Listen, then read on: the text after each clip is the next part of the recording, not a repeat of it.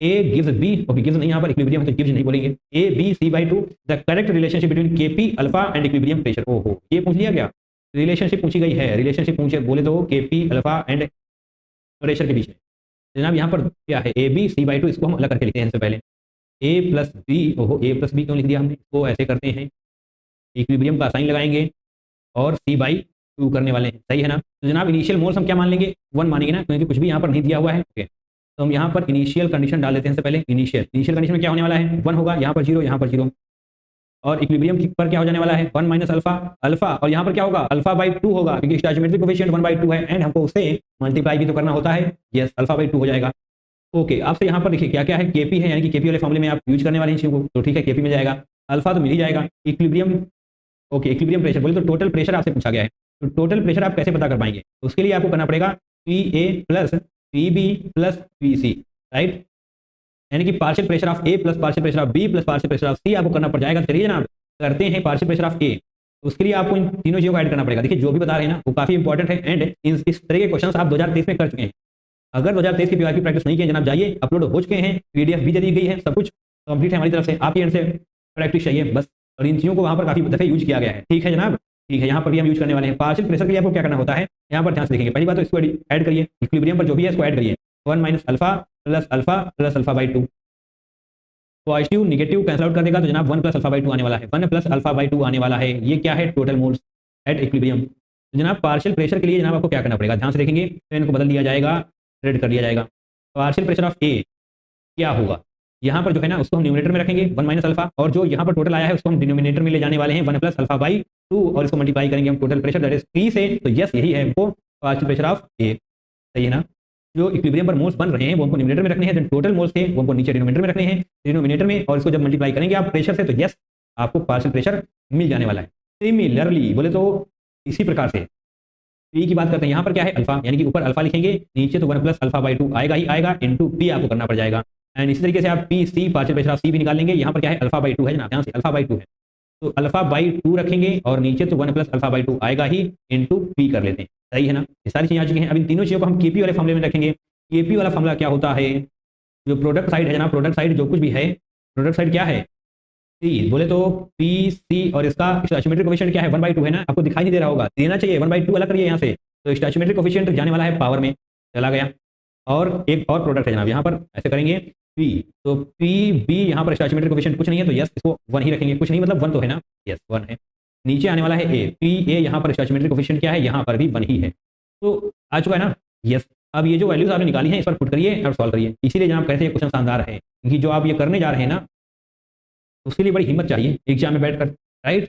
चलिए करेंगे हम पी सी जनाब क्या है, ये पार्शियल प्रेशर ऑफ सी, ये आने वाला है, बहुत ध्यान से देखना है, alpha by 2 divided by 1 plus alpha by 2 आने वाला है, तो इसको हम क्या लिख सकते हैं, चलिए अभी के लिए हम 1 प्लस अल्फा बाई 2 ही लिखने वाले, इनटू पी, और जनाब इसका होल टू द पावर क्या है 1/2 है ना, ओहो यस जनाब है, पी बी यानी कि पार्शियल प्रेशर ऑफ बी क्या होने वाला है, alpha divided by 1 plus alpha by 2, और यहाँ पर भी पी है, अच्छी बात है कि यहाँ पर कोई भी पावर में नहीं है।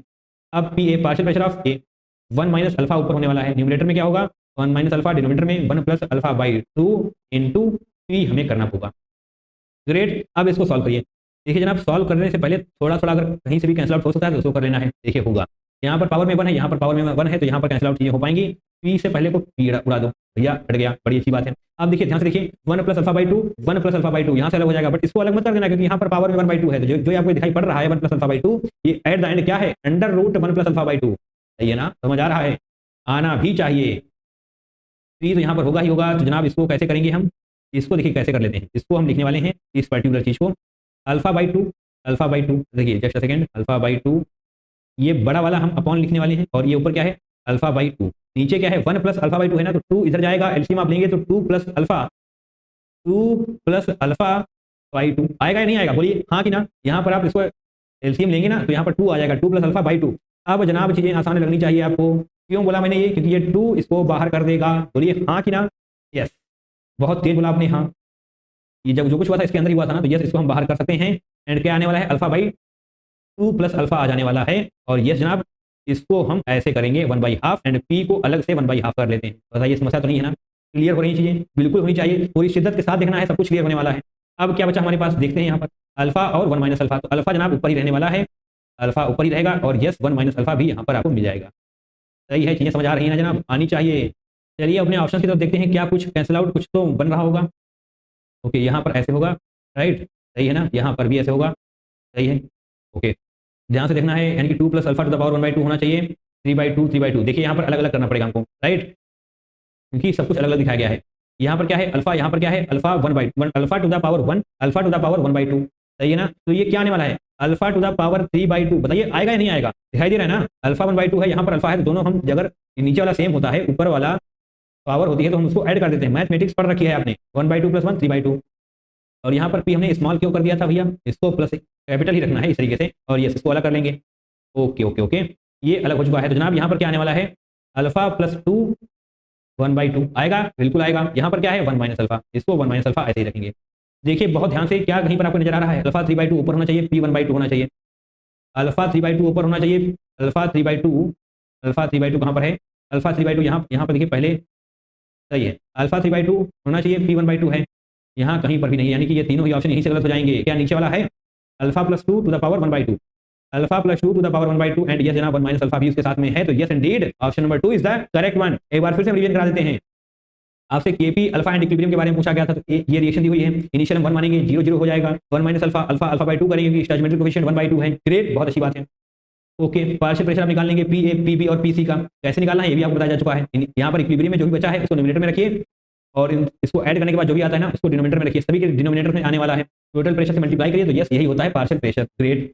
मूविंग फॉरवर्ड, आप केपी के फॉर्मूले में इन चीज़ों को पुट करेंगे एंड बहुत ही शिद्दत के साथ अगर सॉल्व करेंगे तो कुछ भी गलती नहीं होगी। क्या है the following reaction occurs in the blast furnace where iron ore is reduced to iron metal. तो जनाब इस रिएक्शन को आपने कहाँ पर पढ़ा है, टी एंड एफ ब्लॉक में पढ़ा ही होगा, ठीक है, नहीं पढ़ा है तभी कोई दिक्कत नहीं है, यहाँ पर आइए, इस क्वेश्चन को फिर भी आप सॉल्व कर सकते हैं।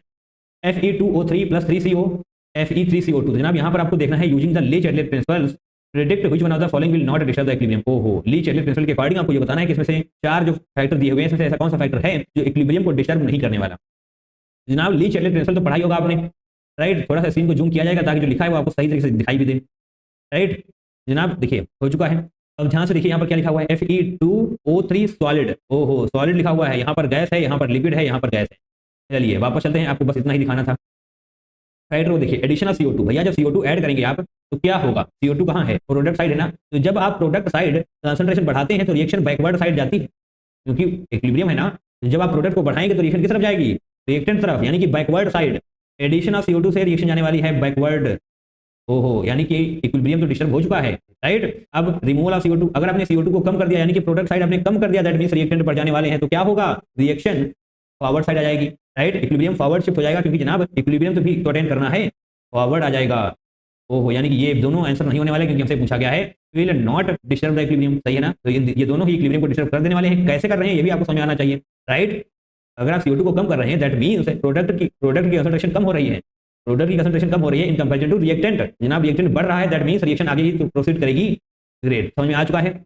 एडिशन ऑफ Fe2O3, Fe2O3 क्या है, सॉलिड है ना, तो यस यही आपका सही आंसर होगा। सॉलिड को आप ऐड करें निकालें, उससे कंसंट्रेशन पर कोई फर्क नहीं पड़ने वाला, राइट, सॉरी इक्विलिब्रियम पर कोई फर्क नहीं पड़ने वाला, तो रिएक्शन डिस्टर्ब नहीं होने वाली, क्योंकि Fe2O3 क्या है, सॉलिड लिखा हुआ है, राइट। यहाँ पर भी लिख देते हैं विल नॉट अफेक्ट इक्विलिब्रियम, सही है ना, इक्विलिब्रियम, बहुत अच्छी बात है।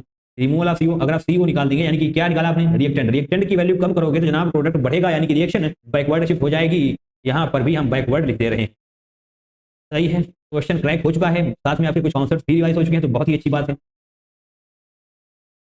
क्या है जनाब, Ka for CH3COOH is 1.8 × 10⁻⁵ and Kb for NH4OH is, अच्छा जी सेम ही है, the pH of ammonia acetate solution is, ammonia acetate solution का पूछा गया है, तो जनाब यहाँ पर करते हैं CH3, देखिए थोड़ा सा साइड में अगर कर लिया जाएगा तो बढ़िया रहेगा, इस तरीके से CH3COOH है और साथ में क्या है NH4OH, जनाब क्या बनाने वाला है, अमोनियम एसिटेट, बोले तो CH3COONH3 ये होता है अमोनियम एसिटेट, यहाँ पर आपको लिखा हुआ दिखाई दे जाएगा, ये लिखा हुआ है, सही है ना, दिखाई दे रहा है, यस। और साथ में H2O बनेगा, चलिए उसको भी लिख लेते हैं, हालांकि उसको लिखने या ना लिखने से कोई फर्क पड़ेगा नहीं। ये क्या है जनाब, वीक एसिड है, ये क्या है, वीक बेस है। क्या आपको फॉर्मूला पता है इसका, क्या पूछा गया है, pH पूछा गया है, तो pH पूछा गया है ना, तो हाफ P ये W हो जाने वाला है, और जनाब प्लस PKA करना पड़ेगा, माइनस PKP करना पड़ेगा, सही है। यही होता है formula weak acid and weak base के केस में। अभी आपको स्ट्रॉन्ग एसिड और भी बताते हैं, ठीक है, फिलहाल इसका यहाँ पर यूज है वो यूज करने वाले हैं हम। जनाब ध्यान से देखिए 1.8 into 10 to the power -5, 1.8 into 10 to the power -5 यानी कि दोनों के दोनों सेम है, तो इसको हम यहाँ से कैंसिल आउट कर सकते हैं। बोलिए हाँ कि ना, कर सकते हैं। यस 1/2 और पी के डब्ल्यू की वैल्यू जनाब 14 होती है, 14 होती है ना, तो यस 2 इंटू यस यहाँ पर क्या आंसर आ जाएगा, 7 आ जाएगा। यस यही है आपका करेक्ट आंसर।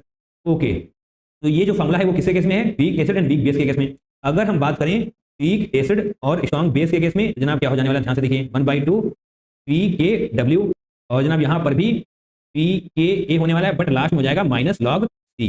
सही है। ओके, और जनाब साथ में वीक एसिड स्ट्रॉन्ग बेस आपने सीख लिया, तो अब सीख लीजिए strong acid plus weak base का। देखिए यहाँ पर तो ये भी इक्वल रहने वाला है, राइट। तो क्या है पी के डब्ल्यू, यहाँ पर जनाब यहाँ बदलाव आने वाला है। क्या होगा, यहाँ पर जो पी के देख पा रहे हैं ना प्लस में, वो प्लस में नहीं माइनस में पी के बी हो जाएगा, माइनस में पी के बी और यहाँ पर माइनस लॉग सी होने वाला है। तो ये फॉर्मूले याद है तो अच्छी बात है, नहीं याद जनाब याद कर लीजिए, बता दिए गए हैं आपको। Right, question number 2। Question number 2, solubility of calcium phosphate molecular mass m है जिसका in water is W। Okay, यानी कि ये एक्सप्रेशन आपको लेकर आना पड़ेगा। क्वेश्चन नंबर 2 टिक करके रखेंगे, एक अच्छा क्वेश्चन बन जाता है, क्योंकि जैसे ही एक्सप्रेशन आते हैं आपका दिमाग काम करना थोड़ा थोड़ा कम कर देता है। Right, solubility of calcium phosphate molecular mass m है इन वाटर, वाटर का वेट क्या है W per 100 ml in at 25 degree centigrade, its solubility product at 25 degree centigrade will be approximately. तो आपको यहाँ पर बताया गया है W क्या है जनाब, वेट, m क्या है मोलर मास। तो जो आप देख पा रहे हैं वो किसमें है, ग्राम पर लीटर में है। राइट, पर जब भी आप इसको निकालते हैं, जब भी KSP की वैल्यू आप फाइंड आउट करते हैं तो जनाब वो आती है मोल पर लीटर में आती है ना, पता होनी चाहिए। जब भी आप KSP की वैल्यू निकालते हैं वो मोल पर लीटर में आती है, बट यहाँ पर पूछा गया है ग्राम पर लीटर में। सही है।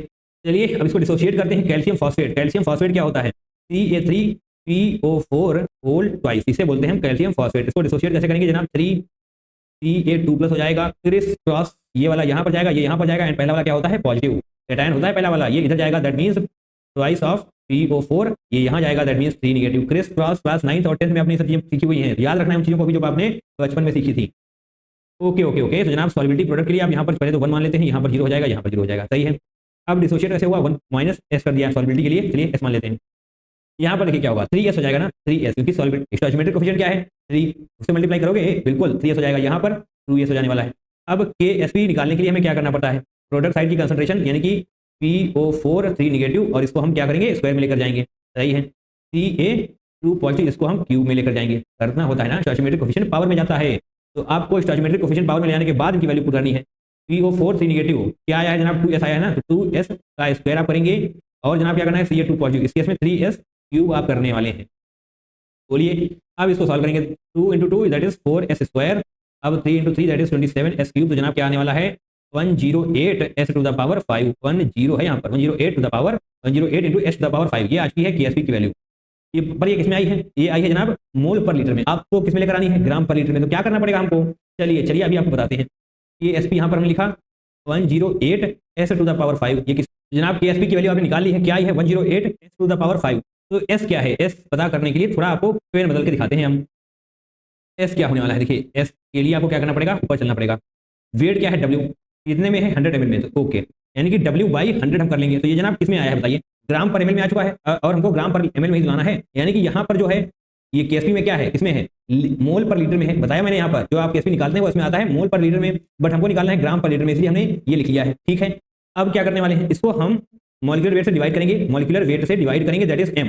सही है, सिर्फ m लिखेंगे हम, MW नहीं लिखेंगे, क्योंकि वहां पर भी MW नहीं लिखा गया है, सिर्फ m लिखने वाले हैं। ये इसमें है, वॉल्यूम आपने किसमें लिखा है ml में ना, बट इसको लीटर में लिखना होता है, इसके लिए 1000 से मल्टीप्लाई कर देंगे हम। तो जनाब बताइए, आप ही बताइए, 100 से ये जाएगा तो 10 बचेगा ना, तो s की वैल्यू क्या जाने वाली है 10W/m। तो ये जनाब यहाँ पर क्या आ चुकी है s इक्वल टू 10W/m। ठीक है, अब इसी को हमें यहाँ पर पुट करना है इस तरीके से, KSP इक्वल टू 108 तो रहेगा ही रहेगा, s टू द पावर 5 यानी कि 10W/m करेंगे, और इसकी पावर जाने वाली है 5।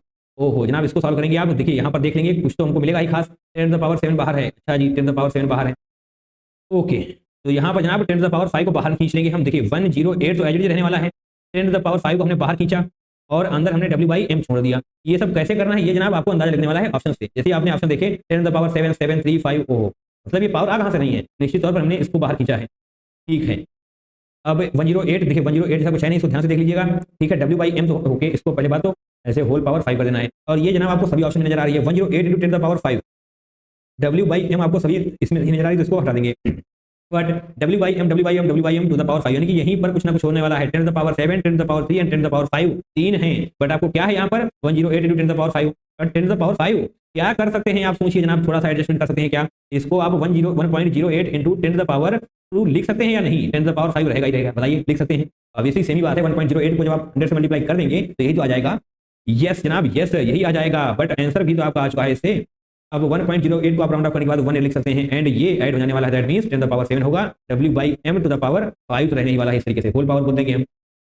तो यस जनाब, 1 यहाँ पर नहीं दिखाया गया है, 10 पावर 7, यानी कि option number 2 is going to be the correct one. तो थोड़ा सा एडजस्ट करना है, क्वेश्चन थोड़ा सा अच्छा हम बोलेंगे इसको। Which of the following is strongest base? तो स्ट्रॉन्गेस्ट बेस के लिए देखिए थोड़ा और रफ किया जाएगा अगर, तो दिक्कतें नहीं होने वाली आपको बिल्कुल भी। Just a second, and here we are done.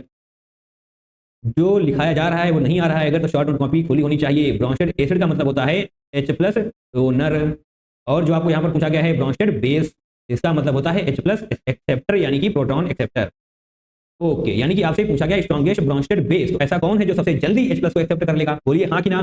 ठीक है, H+ को कितनी जल्दी एक्सेप्ट कर लेगा? Through lone pair. यहाँ पर क्योंकि एनिलीन यहाँ देखिए सभी पर नाइट्रोजन है, यानी कि सभी में लोन पेयर होने वाला है, तो इन सभी के बारे में आपको ये बात पता होनी चाहिए। देखिए यहाँ पर लोन पेयर दिखाए गए हैं, और यहाँ पर भी यहाँ पर भी लोन पेयर होने वाले हैं। चलिए सब में देखते हैं कौन है ऐसा जो H+ को फटाक से एक्सेप्ट कर लेगा। कौन करेगा? जिसके लोन पेयर खाली बैठे होंगे, कोई काम नहीं है तो कुछ ना कुछ तो करेंगे ही, यानी कि एक्सेप्ट कर लेंगे आराम से। जो पहले ही बिजी है वो क्या करेगा भैया? कहाँ से किसी को एक्सेप्ट कर पाएगा अपने जीवन में, है ना? तो बिजी रहिए, किसी को एक्सेप्ट करने की जरूरत ही ना पड़े, ठीक है। आइए जनाब, यहाँ पर lone pair single double resonance में है, रेजोनेंस में है जनाब, बिजी है, बिजी है, ये अवेलेबिलिटी कम है थोड़ी इसकी। यहाँ पर क्या है? यहाँ पर जनाब क्या है? Extended conjugation. ओहो, यहाँ पर तो एक्सटेंडेड कंजुगेशन हो गई है, दोनों तरफ है, दोनों तरफ। ये भी बिजी है, इसके पास भी टाइम नहीं है किसी को टाइम देने का। यहाँ पर क्या है? एरोमेटिसिटी आज की है। एरोमेटिसिटी क्या होती है? साइक्लिक, प्लेनर, कंजुगेशन, तीनों चीज होनी चाहिए। क्या आपको साइक्लिक दिखाई दे रहा है, प्लेनर दिखाई दे रहा है, कंजुगेशन दिखाई दे रही है? यस जनाब, तीनों ही स्टेटमेंट ठीक हो रहे हैं। आप दूसरे पर आते हैं, एरोमेटिक होगा या एंटी एरोमेटिक होगा? ये जो हम बोल रहे हैं जनाब अपनी जीओसी में पढ़ चुके होंगे आप, नहीं पढ़ा है तो जीओसी पढ़िए, उससे तो काफी सारे क्वेश्चन आते हैं।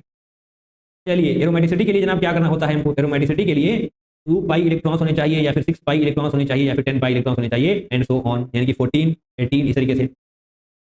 साइक्लिक, प्लेनर, कंजुगेशन, ये तीनों ऑप्शन टिक करने के बाद आप यहाँ पर आएंगे, और अगर एंटी एरोमेटिक होता है, इसको हम ए लिख रहे हैं, तो जनाब आपको 4 pi electrons, 8 pi electrons, and 12 pi electrons, and so on. पता है ना सारी चीजें? मैंने डिवीजन भी करा दिया आपका, ठीक है। यहाँ पर क्या है? एरोमेटिसिटी। क्यों? 2 पाई इलेक्ट्रॉन्स यहाँ पर मिल जाएंगे, बॉन्ड है ना, डबल बॉन्ड, यानी कि 2 पाई इलेक्ट्रॉन्स यहाँ पर मिलने वाले हैं, 2 इलेक्ट्रॉन्स यहाँ पर और 2 यहाँ पर, दैट मींस 6 इलेक्ट्रॉन हो चुके हैं, 6 पाई इलेक्ट्रॉन बोलेंगे। ओके, तो इसका इलेक्ट्रॉन कहाँ इन्वॉल्व है? बोले तो भैया एरोमेटिसिटी में इन्वॉल्व है। ओहो, ये तो बिल्कुल भी टाइम नहीं है इसके पास, ये बहुत बड़े बड़े काम कर रहा है। इसको जनाब बहुत बड़े बड़े काम करने हैं, ये तो बिल्कुल भी खाली नहीं है। ऊपर वाले चलिए थोड़े बहुत तो खाली थे, बट ये बिल्कुल खाली नहीं है। यहाँ पर देखिए, ओहो, यहाँ पर कुछ है ही नहीं, कुछ नहीं है जनाब, ना ही इसको एक्सटेंडेड कंजुगेशन करनी है, ना ही हाइपर, कुछ नहीं करना है। तो यानी कि ये खाली बैठा है। अब भैया खाली बैठा है तो फटाक से H+ को एक्सेप्ट कर लेगा ना, तो H+ को बहुत जल्दी एक्सेप्ट करने वाला है। बोले तो option number 4 is the correct one, क्योंकि आपसे क्या पूछा गया था? ब्रोंस्टेड बेस कौन है strongest? Bronsted base. Bronsted base का मतलब होता है जो जितनी जल्दी H+ एक्सेप्ट कर लेगा वो उतना ही बढ़िया ब्रोंस्टेड बेस होने वाला है। बहुत ध्यान से हमको पढ़ना है, और ये है स्टेटमेंट टाइप क्वेश्चन। तो स्टेटमेंट टाइप क्वेश्चंस पर थोड़ा फोकस ज्यादा होना चाहिए आपका। Statement 1, statement 2। जनाब स्टेटमेंट 1 पढ़ते हैं, aqueous solution of ammonium carbonate. अब एमोनियम कार्बोनेट क्या होता है जनाब? इसके लिए थोड़ा सा स्क्रीन को ऐसे करेंगे, NH4 होल ट्वाइस CO3, ये होता है एमोनियम कार्बोनेट, ये लिखा हुआ है ना एमोनियम कार्बोनेट। अब ये जनाब बनता कैसे है? ध्यान समझेंगे, H2CO3 along with NH4OH, NH4OH, ये मिलकर बनाते हैं NH4 whole twice CO3, NH4 whole twice CO3, इसी को हम बोलते हैं एमोनियम कार्बोनेट। अब जनाब रिएक्शन को बैलेंस करना चाहते हैं तो कर लीजिएगा, कोई खास जरूरत नहीं है इसकी, यहाँ पर सिर्फ बताना था हमको, ठीक है। अब इसको हम डिसोशिएट कैसे करवाने वाले हैं, ध्यान से देखना है इसको। NH4 होल ट्वाइस CO3 होने वाला है ना, तो इसको डिसोशिएट कैसे करवाएंगे हम? ट्वाइस ऑफ NH4 प्लस हो जाएगा, एंड जनाब CO3 2 निगेटिव हो जाने वाला है, राइट। इस तरीके से डिसोशिएट होने वाले हैं। अब ये दोनों आयन कंबाइन करेंगे, राइट, कंबाइन करेंगे जनाब, बहुत ध्यान से देखते जाना है जो भी बोला जा रहा है। कैसे कंबाइन करने वाले हैं? NH4 पॉजिटिव जो रिएक्ट करने वाला है H2O के साथ, जनाब देखिए यहाँ पर H2O भी तो बनेगा, राइट, उन्हें दिखाया नहीं है क्योंकि आपको पता होना चाहिए H2O भी बनेगा। और ये क्या है? वीक एसिड, और ये क्या है? Weak base. क्लियर हो रही चीजें? होनी भी चाहिए। चलिए ये जब रिएक्ट करेगा तो क्या बनाएगा जनाब? NH4 positive and H2O, H3O negative, sorry positive, H3O positive plus NH3, ये बनेगा। अब बारी है CO3 2 निगेटिव की, राइट, तो CO3 2 निगेटिव जब रिएक्ट करने वाला है H2O के साथ जनाब क्या बनने वाला है? HCO3 बनेगा, HCO3 बनेगा, और साथ में OH निगेटिव बन जाने वाला है, राइट। तो आप यहाँ पर देख पा रहे हैं कि H3O पॉजिटिव भी बना है, OH निगेटिव भी बना है, बट यहाँ पर OH निगेटिव की कंसंट्रेशन थोड़ी सी ज्यादा होती है। कंसंट्रेशन ऑफ OH निगेटिव क्या होती है? ज्यादा होती है। कंसंट्रेशन ऑफ OH निगेटिव ज्यादा होती है। इस वजह से जब बताइए जनाब, अगर OH निगेटिव की कंसंट्रेशन ज्यादा है तो क्या होगा? एसिडिक होगा या बेसिक होगा? बोलिए, बेसिक होगा ना। तो यस, क्या लिखा हुआ है यहाँ पर? बेसिक लिखा हुआ है, दैट मींस स्टेटमेंट 1 बिल्कुल सही हो चुका है। एक बार फिर से हम आपको रिवीजन कराने वाले हैं। एमोनियम कार्बोनेट लिखा हुआ था, एमोनियम कार्बोनेट का ये वाला फॉर्मूला होता है, आपको पता होना चाहिए, NH4 होल ट्वाइस CO3। ये कैसे बनता है? वीक एसिड वीक बेस के कॉम्बिनेशन से, weak acid H2CO3, weak base NH4OH, सही है, ये बन चुका है। इसको डिसोशिएट करेंगे, इस तरीके से डिसोशिएट होने वाला है। ओके, एक बार फिर से आयंस कंबाइन होने वाले हैं, राइट। तो जनाब H3O पॉजिटिव एंड NH3 बनेगा और सेकंड टाइम में HCO3 प्लस OH नेगेटिव बनने वाला है। सही है, सारी चीजें क्लियर हो रही हैं? यस, होनी भी चाहिए। बट प्रॉब्लम कहाँ पर आती है? प्रॉब्लम जनाब यहाँ पर आती है कि कंसंट्रेशन ऑफ OH नेगेटिव ज्यादा होता है, इसलिए जनाब ये बेसिक होता है। क्लियर हो रही चाहिए? यस। अब स्टेटमेंट सेकंड को पढ़ते हैं। एसिडिक और basic nature of salt solution of a salt of weak acid and weak base depends on Kb value of acid and the base forming it. तो Ka एंड Kb क्या होता है? चलिए थोड़ा थोड़ा आपको ये भी एक्सप्लेन कर दिया जाता है। Ka क्या होता है? Dissociation constant of acid. Dissociation बोलेंगे, dissociation constant of acid. Just a second, इसे करेंगे हम dissociation constant of weak acid लिख लेंगे यहाँ पर हम, वीक एसिड। और अगर हम बात करें Kb की तो वो क्या होगा? Dissociation constant of weak base, right, weak base. तो अब जनाब बताइए, एसिडिक बेसिक सॉल्ट, एसिडिक और basic nature of salt solution of salt of weak acid and weak base depends on Kb value of acid and the base forming it. तो depend करेगा ना? बिल्कुल करेगा। ये जनाब ये बिल्कुल सही है। कैसे? अगर Ka की वैल्यू Kb से ज्यादा है तो क्या होगा? थोड़ा थोड़ा एसिडिक हो जाएगा। अगर Ka इक्वल टू Kb होगा तो जनाब क्या होगा? थोड़ा सा न्यूट्रल साइड में बोल सकते हैं, बट उसको आप छोड़ दीजिए अभी के लिए।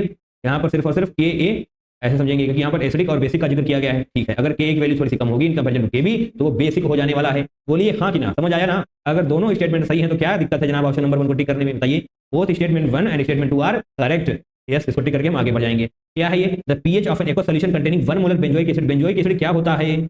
बच्चे को पता है बेंजोइक एसिड क्या होता है? इसे ही हम बोलते हैं बेंजोइक एसिड। इसकी pKa 4.20 दी हुई है and 1 molar sodium benzoate is 4.5। The volume of benzoic acid solution is in 300 ml of this buffer solution is. यानी कि यहाँ से बेंजोइक एसिड का वॉल्यूम पूछा गया है 300 ml में, 300 ml जो भी बफर सॉल्यूशन तैयार हुआ है। सही है? यस। चलिए जनाब इस क्वेश्चन को समझते हैं। तो चलिए सबसे पहले तो रिएक्शन को लिखा जाएगा। रिएक्शन क्या? बेंजोइक एसिड और सोडियम के साथ, तभी तो बनेगा सोडियम। ओके, C6H5COOH जब रिएक्शन करने वाला है NaOH के साथ, NaOH के साथ तो क्या बनेगा? C6H5COONA, C6H5COONA और क्या बनेगा? अब जनाब यहाँ पर H2O बन जाने वाला है। ये रिएक्शन आपकी होने वाली है। अब क्या पूछा गया आपसे? Volume of benzoic acid. देखिए ये क्या होने वाला है? Buffer solution of weak acid. यहाँ पर हम लिख देंगे buffer solution of weak acid. सही है ना? वीक एसिड का है ये buffer solution. Okay okay okay, अच्छी बात है। C6H5COOH, C6H5 होना चाहिए ना, C6H6 क्यों लिखा हमने? ये तो बेंजीन हो जाती है। ओके, C6H5 यहाँ पर भी H5 है। ओके, दैट्स ग्रेट, अच्छी बात है। यानी कि जनाब बेंजोइक एसिड और NaOH ये इसका वॉल्यूम क्या है? 300 ml। सही है ना?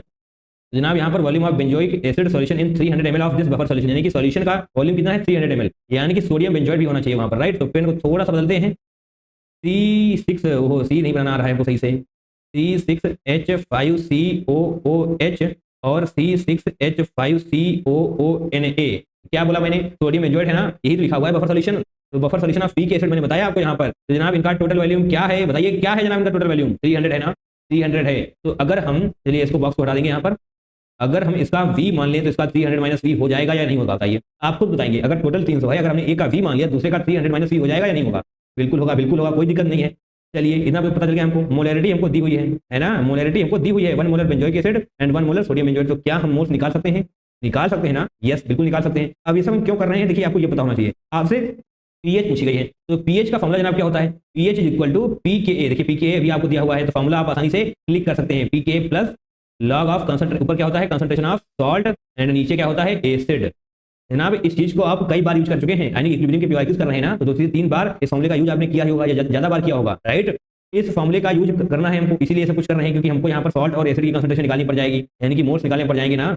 यस, मोल्स निकालने पड़ जाएंगे, इसलिए हम सब कुछ कर रहे हैं ये। ओके, चलिए करते हैं। तो यानी कि मोल्स, नंबर ऑफ मोल्स के लिए वो क्या करना पड़ेगा? Molarity into volume. सही है? तो मोलैरिटी जनाब दोनों में ही 1 1 है। 1 एक बार, यस 1 1 यहाँ पर है, तो यस इसके मोल्स क्या हो जाने वाले हैं? 1 × V और इसके मोल्स क्या हो जाएंगे? 1 × 300 - V। एट द एंड कोई फर्क पड़ेगा नहीं चीजों पर, क्योंकि 1 से मल्टीप्लाई करेंगे तो कोई भी सेंस बनता नहीं है। ठीक है जनाब, ठीक है जनाब, तो क्लियर हो चुका है। चलिए अब इनको हम अपनी फॉर्मूले में पुट करते हैं। फॉर्मूला जनाब ये रहा, पीएच हमको निकालनी है, pKa हमको दिया गया है 4.20 प्लस लॉग। अब जनाब लॉग को ध्यान से देखना है, ऊपर क्या होना चाहिए? सॉल्ट, बोले तो सोडियम बेंजोएट, यानी कि 300 - V हो जाएगा, 300 - V हो जाएगा, डिवाइडेड बाई V हो जाने वाला है। सही है ना? यस, बिल्कुल सही है। अब जनाब ध्यान से देखना है, इसको आप कैसे सॉल्व करेंगे? 300 - V कुछ दिया हुआ है क्या लॉग के बारे में? चलिए कुछ भी नहीं दिया गया है, आपसे वैल्यूम पूछा गया है ml में, तो जनाब वैल्यूम ml में ही आएगा, क्योंकि आपने यहाँ पर ml में ही लिया हुआ है। ठीक है, कोई दिक्कत नहीं है, कुछ भी चेंज करने की जरूरत नहीं पड़ेगी आपको। ओके, तो 4.20 को एज लिखते हैं। अब जनाब यहाँ पर लॉग करेंगे। ओके, अब यहाँ पर जनाब कैसे सॉल्व किया जाएगा? 300 - V डिवाइड बाई V। तो log m - log n तो फॉर्मूला का यूज करें? नहीं, ये तो जनाब बहुत टफ हो जाएगा। फिर से देखते हैं क्वेश्चन को। तो pH, तो आपको यहाँ पर pH की वैल्यू दी हुई है, यस जनाब 4.5 pH दिया हुआ है ना, आपसे वैल्यू पूछा गया है, आपको pH दिया हुआ है, तो यस यहाँ पर हम पीएच की भी साथ में वैल्यू पुट कर ही देते हैं, थोड़ा सा कंफ्यूज है पीएच में। चलिए अब यहाँ से क्या होगा जनाब, बहुत ध्यान से देखना है, कुछ बड़ा ही खास होने वाला है यहाँ पर। क्या खास होने वाला है, या फिर देखिए इसको अभी के लिए चलिए लिख देते हैं as it is 300 minus V by V. इसको एज इट इज हमने लिखा। अब देखिए जनाब क्या करने वाले हैं हम, देखिए क्या करने वाले हैं। देखिए यहाँ से मैंने प्लस हटाया, ध्यान सुनना है, कुछ कठिन नहीं कर रहे हैं, सिंपल चीजें कर रहे हैं। यहाँ से प्लस हटाएंगे यानी कि इसको अगर आप यहाँ पर लेकर आएंगे तो क्या ये माइनस नहीं हो जाएगा, बिल्कुल हो जाएगा। हम इसको यहाँ पर इक्वल टू करने वाले हैं, बोलिए हाँ कि ना।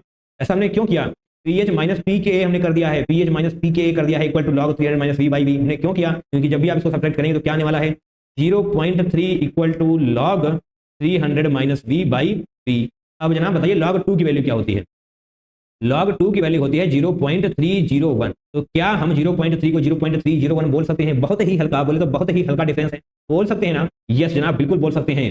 तो यहाँ पर हम 0.3 को log 2 लिख देने वाले हैं, और हम जितने जैसे ये किया ये क्वेश्चन बहुत ही आसान हो गया। जो कैलकुलेशन आपको टफ लग रही थी वो बिल्कुल आसान हो चुकी है, क्योंकि जनाब यहाँ पर आप कैंसिल आउट कर सकते हैं। चलिए कैंसिल आउट करने के लिए हम रेड पे लेकर आने वाले हैं, log को log से उड़ा देंगे। अब जैसे ही आपने log को log से उड़ाया तो यहाँ पर क्या हो जाएगा 2v equal to 300 minus we. तो 2v प्लस वी बोले तो v इक्वल टू 100 आ जाने वाला है। एंड ये जनाब यही आपसे पूछा गया था, क्योंकि आपसे क्या पूछा गया है, वॉल्यूम ऑफ बेंजोइक एसिड, तो आपने बेंजोइक एसिड को ही v माना था, तो ये जनाब v ही हमको लिखना है, दैट इज 100 ml। स्टेटमेंट 1 को पढ़ेंगे, 2 को पढ़ेंगे एंड देखेंगे कौन सही है कौन गलत है, या फिर दोनों सही है दोनों गलत है, ठीक है ना। यस स्टेटमेंट 1 को पढ़ेंगे ध्यान से। On HCl through a saturated on passing HCl through a saturated solution of BaCl2 at room temperature white turbidity appears. क्या ऐसा होगा या नहीं होगा ये आपको बताना है, ठीक है जनाब बता देंगे हम। ऑन पासिंग HCl यानी कि डिसोल्यूशन ऑफ HCl गैस की रिएक्शन लिखनी होगी आपको, सिंपल सी है जनाब। HCl को डिसॉल्व करेंगे तो क्या होगा, H प्लस Cl निगेटिव में टूटेगा कि नहीं टूटेगा, बोलिए हाँ कि ना, होगा ना, बिल्कुल। अब जनाब क्या करना होगा हमको, ये BaCl2 के बारे में देख लेते हैं थोड़ा सा। BaCl2 किस तरीके से अलग होगा, इस तरीके से। यहाँ पर क्या बनाया मैंने, इधर भी जा सकती है रिएक्शन, इधर भी जा सकती है, सही बोला, yes. Ba2 plus 2Cl negative, इस तरीके से ब्रेक होने वाला है, सही है, सिंपल है, कुछ भी टफ नहीं है, ओके। यहाँ पर बताइए ना क्या होगा, जब HCl टूटेगा ना तो Cl निगेटिव यानी कि Cl आयन की Cl निगेटिव आयन की कंसंट्रेशन बढ़ने वाली है। अगर Cl नेगेटिव आयन की कंसंट्रेशन बढ़ रही है सॉल्यूशन में, यानी कि इसकी कंसंट्रेशन बढ़ रही है ना, Cl नेगेटिव ही तो है, अगर इस साइड की कंसंट्रेशन बढ़ रही है तो क्या होगा बताइए। जब प्रोडक्ट साइड की कंसंट्रेशन बढ़ने वाली होगी तो जनाब रिएक्टेंट बनना चाहेगा कि नहीं चाहेगा, बोलिए हाँ कि ना, बनेगा ना, क्योंकि आपने ली चैटलेट प्रिंसिपल पढ़ा है कि अगर रिएक्टेंट साइड बढ़ता है तो रिएक्शन फॉरवर्ड शिफ्ट होती है, बट अगर प्रोडक्ट साइड बढ़ता है तो रिएक्शन बैकवर्ड साइड शिफ्ट होती है। तो बताइए यहाँ पर क्या होगा, प्रोडक्ट साइड का कंसंट्रेशन बढ़ रहा है ना, Cl नेगेटिव प्रोडक्ट साइड पर है, उसकी कंसंट्रेशन बढ़ रही है, इसका क्या मतलब होगा, रिएक्शन बैकवर्ड साइड शिफ्ट होगी, बोलिए हाँ कि ना। अगर रिएक्शन बैकवर्ड साइड शिफ्ट होगी तो जनाब किसका फॉर्मेशन होगा बताइए, आप खुद ही बताएंगे। अगर रिएक्शन बैकवर्ड साइड शिफ्ट हो रही है तो यानी कि BaCl2 का फॉर्मेशन बढ़ जाएगा।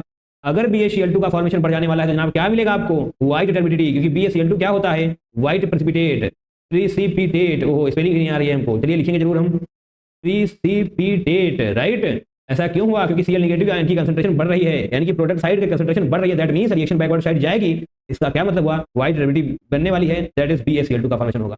बोलिए हाँ कि ना, समझ आया, कोई दिक्कत नहीं होनी चाहिए। तो इसका मतलब स्टेटमेंट 1 सही हो चुका है, ठीक है। स्टेटमेंट 2 को देखते हैं अब। When HCl gas is passed through a saturated solution of NaCl sodium chloride is precipitated due to common ion effect. तो क्या ऐसा होगा, तो जो यहाँ पर हुआ है HCl यानी कि HCl के डिसोल्यूशन से, अरे भैया सेम ही तो है, H प्लस Cl निगेटिव यानी कि Cl निगेटिव की कंसंट्रेशन यहाँ पर भी बढ़ने वाली है। अब बात करेंगे हम NaCl की, NaCl, तो यहाँ पर भी तो Na प्लस Cl निगेटिव टूटेगा, तो अभी आपको क्या लगेगा कि यहाँ पर जो NaCl का सॉल्यूशन होने वाला है, जो आपको यहाँ पर दिखाई दे रहा है सैचुरेटेड सॉल्यूशन ऑफ NaCl, सही है ना। तो यहाँ पर निगेटिव देखते ही आपको ये लगेगा कि जनाब ये भी सही स्टेटमेंट हो जाएगा, क्यों, क्योंकि ये रिएक्शन बैकवर्ड साइड शिफ्ट होगी, लगेगा कि नहीं लगेगा। बट जैसे ही आपको ये लगा, आपने तुरंत -1 को इन्वाइट कर लिया, कैसे जनाब, कैसे, अब समझते हैं। पहले और दूसरे में डिफरेंस क्या है भैया, यहाँ पर भी Cl नेगेटिव कंसंट्रेशन बढ़ रही है, यहाँ इसका मतलब प्रोडक्ट साइड तो बढ़ रहा है ना, इसका क्या मतलब हुआ, रिएक्शन बैकवर्ड साइड शिफ्ट होनी चाहिए, दैट मींस सोडियम क्लोराइड की प्रेसिपिटेट बननी चाहिए, एड, बट बनेगी नहीं, ओहो, बट क्यों नहीं बनेगी भैया, ऐसा क्या हो गया, क्योंकि जनाब NaCl क्या होता है, नमक होता है ना, ये बहुत ही बेहतरीन तरीके से सॉल्युबल होता है वाटर में, बोलिए हाँ कि ना, होता है ना, आपने किया भी है इसको। NaCl की सॉल्युबिलिटी बहुत ही ज्यादा बेहतरीन होती है वाटर में, राइट, लिख देंगे हम यहाँ पर, चलिए लिखेंगे नहीं, आप लिखना चाहें लिख सकते हैं। NaCl की सॉल्युबिलिटी बहुत बेहतरीन होती है वाटर में, इसकी वजह से ये पीछे जाने वाला ही नहीं है, इसकी वजह से पीछे नहीं जाएगा, दैट मींस NaCl का कोई फॉर्मेशन नहीं होने वाला, ये रिएक्शन पीछे की तरफ नहीं जाएगी, बैकवर्ड शिफ्ट नहीं करेगी, that means statement 2 is going to be the wrong one, सही है ना। स्टेटमेंट 1 सही हो चुका है, स्टेटमेंट 2 गलत हो चुका है, दैट मींस ऑप्शन नंबर 2 सही हो जाएगा, बोलिए हाँ कि ना। तो स्टेटमेंट 1 क्या है यहाँ पर, स्टेटमेंट 2 क्या है, स्टेटमेंट 1 को पढ़ेंगे। अब buffer solution is the mixture of a salt and an acid और a base mixed in any particular quantity. जनाब क्या आपको पता है बफर सॉल्यूशन क्या होता है, चलिए बता दें आपको बफर सॉल्यूशन होता क्या है। यहाँ पर लिखने वाले हैं हम बफर सॉल्यूशन, डेफिनेशन लिख दें क्या, बिल्कुल, थोड़ा शॉर्ट में लिखेंगे, आपको बेहतरीन तरीके से लिखना है तो अपनी शॉर्ट कॉपी उठाइए और लिखना शुरू कर दीजिए, राइट। बफर सॉल्यूशन जनाब क्या होता है, मिक्सचर होता है किसका, दो पॉसिबिलिटीज है यहाँ पर, mixture of acid and it's conjugate base, या फिर हम वीक एसिड लिख देंगे यहाँ पर, mixture of weak acid and it's conjugate base, या तो इसका मिक्सचर हो या फिर दूसरी पॉसिबिलिटी क्या है, देखिए पहली पॉसिबिलिटी तो ये हो जाएगी, एंड दूसरी पॉसिबिलिटी क्या है, mixture of weak base and it's conjugate acid. सही है, तो इसको हम बोलते हैं बफर सॉल्यूशन। सही है ना, इसको हम क्या बोलते हैं, बफर सॉल्यूशन। एसिड को सही से लिखा जाएगा यहाँ पर ACID, हाँ अब लगा ना एसिड लिखा हुआ है, यस। ये दोनों डेफिनेशन आपको याद होनी चाहिए। बफर सॉल्यूशन का मतलब क्या होता है, mixture of weak acid and it's conjugate base, या फिर mixture of weak base and it's conjugate acid, ये होता है जनाब। क्या लिखा हुआ है यहाँ पर, buffer solution is a mixture of salt and an acid और बेस, नहीं, ऐसा कुछ भी नहीं होता है। अब आपको ये पता होना चाहिए कि बफर सॉल्यूशन का पर्पज क्या होता है। देखिए यहाँ पर पूछा नहीं गया, बट आपको पता होना चाहिए। नेक्स्ट क्वेश्चन में पूछा गया है, देखिए थोड़ा थोड़ा है, तो यस, बफर सॉल्यूशन का पर्पज क्या होता है, पर्पज ऑफ बफर सॉल्यूशन। देखिए ये सब कुछ नोट हो जाना चाहिए जनाब। स्टेटमेंट टाइप क्वेश्चन आएंगे तो थ्योरी ही काम आने वाली है। जब आपने नोट्स बनाए होंगे, बढ़िया तरीके समझा होगा, तभी आप क्वेश्चन को क्रैक कर पाएंगे। इसलिए फोकस करना है पूरी तरीके से। Purpose of buffer solution is to maintain pH by adding H+ और OH नेगेटिव आयन। सही है, तो इसका पर्पज क्या है, बफर सॉल्यूशन का पर्पज है कि pH को मेंटेन रखना, राइट। ये जनाब पॉइंट्स कुछ आपको याद होने चाहिए, रटे हुए होने चाहिए, आपकी शॉर्ट कॉपी में नोट भी होने चाहिए, ताकि लास्ट टाइम रिवीजन आप कर सकें इनका। तो स्टेटमेंट 1 तो गलत हो चुका है, चलिए स्टेटमेंट 2 पर चलते हैं। Blood is naturally occurring buffer solution which pH is maintained by H2CO3 HCO3 negative concentration. तो जनाब ये स्टेटमेंट बिल्कुल सही है। कैसे सही है आपको समझाते हैं। यहाँ पर थोड़ा सा हम ऊपर करेंगे स्क्रीन को इस तरीके से, राइट। तो हम क्या लिखने वाले हैं, blood is a buffer solution of, यहीं पर लिख देते हैं, लिखने की जरूरत क्या है, बफर सॉल्यूशन। यहाँ पर आपको क्या लिखा हुआ है, ओहो, blood is a naturally occurring buffer solution. Okay, तो यहाँ पर आपको लिखना पड़ेगा ब्लड। देखिए स्टेटमेंट सही है, बट हम आपको नोट्स के लिए लिखा रहे हैं सब कुछ, राइट। तो आप नोट्स डाल सकते हैं। Blood is a buffer solution of H2CO3 बोले तो carbonic acid and bicarbonate, HCO3 negative, bicarbonate, ऐसे लिखेंगे हम, बाइकार्बोनेट, इन दोनों का सॉल्यूशन होता है। Blood is a buffer solution of carbonic acid and bicarbonate, पता है ना, ये पता होना चाहिए। और यही वो वजह है जो पीएच को मेंटेन रखता है एक नैरो रेंज में। तो ब्लड की पीएच क्या होती है, क्या आपको पता है, 7.35 से लेकर 7.45 तक होती है। और उसको कौन मेंटेन करता है, H2CO3 एंड HCO3 नेगेटिव। तो इसका मतलब ये स्टेटमेंट बिल्कुल सही है जनाब, टिक करके रखिए इसको। Statement 1 is false, statement 2 is true.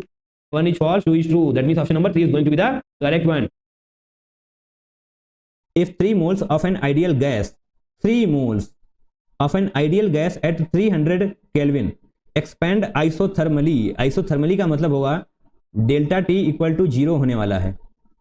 isothermally का मतलब ये होता है जनाब delta T equal to 0 from 30 decimetre cube to 45 decimetre cube against a constant opposing pressure of 80 kilo pascal, then the amount of heat transfer is. तो जनाब बहुत ही ध्यान से देखिए इन दो लाइनों में कितनी ज्यादा इंफॉर्मेशन छुपी हुई है। इसीलिए जनाब हम आपसे कह रहे हैं कि थर्मोकेमिस्ट्री के क्वेश्चन करते वक्त एक एक लाइन को बहुत ही ध्यान से पढ़ना है। सारी इंफॉर्मेशन आपको रिटन फॉर्मेट में मिल जाएंगी, जो कि आप आसानी से देख नहीं पाएंगे।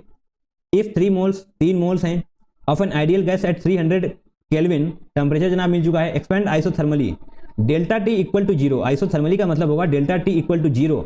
एंड इससे आप ये भी पता कर सकते हैं कि डेल्टा यू इक्वल टू 0 होने वाला है। कैसे होगा, क्योंकि जनाब इसको सबसे पहले हम रफ करते हैं ताकि हम आसानी से समझ पाएं कि हम क्या लिखने वाले हैं। Just a second, and yes हमने अब रफ कर लिया है इसको। तो अब हम समझेंगे डेल्टा टी इक्वल टू 0 से डेल्टा यू इक्वल टू 0 क्यों होगा। तो जनाब इसका फॉर्मूला होता है डेल्टा यू का, delta U equal to n f R delta T divided by 2। Delta T equal to 0 है, डेल्टा टी होगा जनाब यहाँ पर, डेल्टा टी इक्वल टू 0 है तो निश्चित तौर पे डेल्टा यू भी 0 ही होने वाला है। Okay that's good. और अब हमको दिखाई दे रहा है कि यहाँ पर डेल्टा वी क्या होगा, वॉल्यूम इनिशियल 30 डेसीमीटर क्यूब होगा and volume final 45 decimetre cube होगा against a constant opposing pressure of 80 kilo pascal.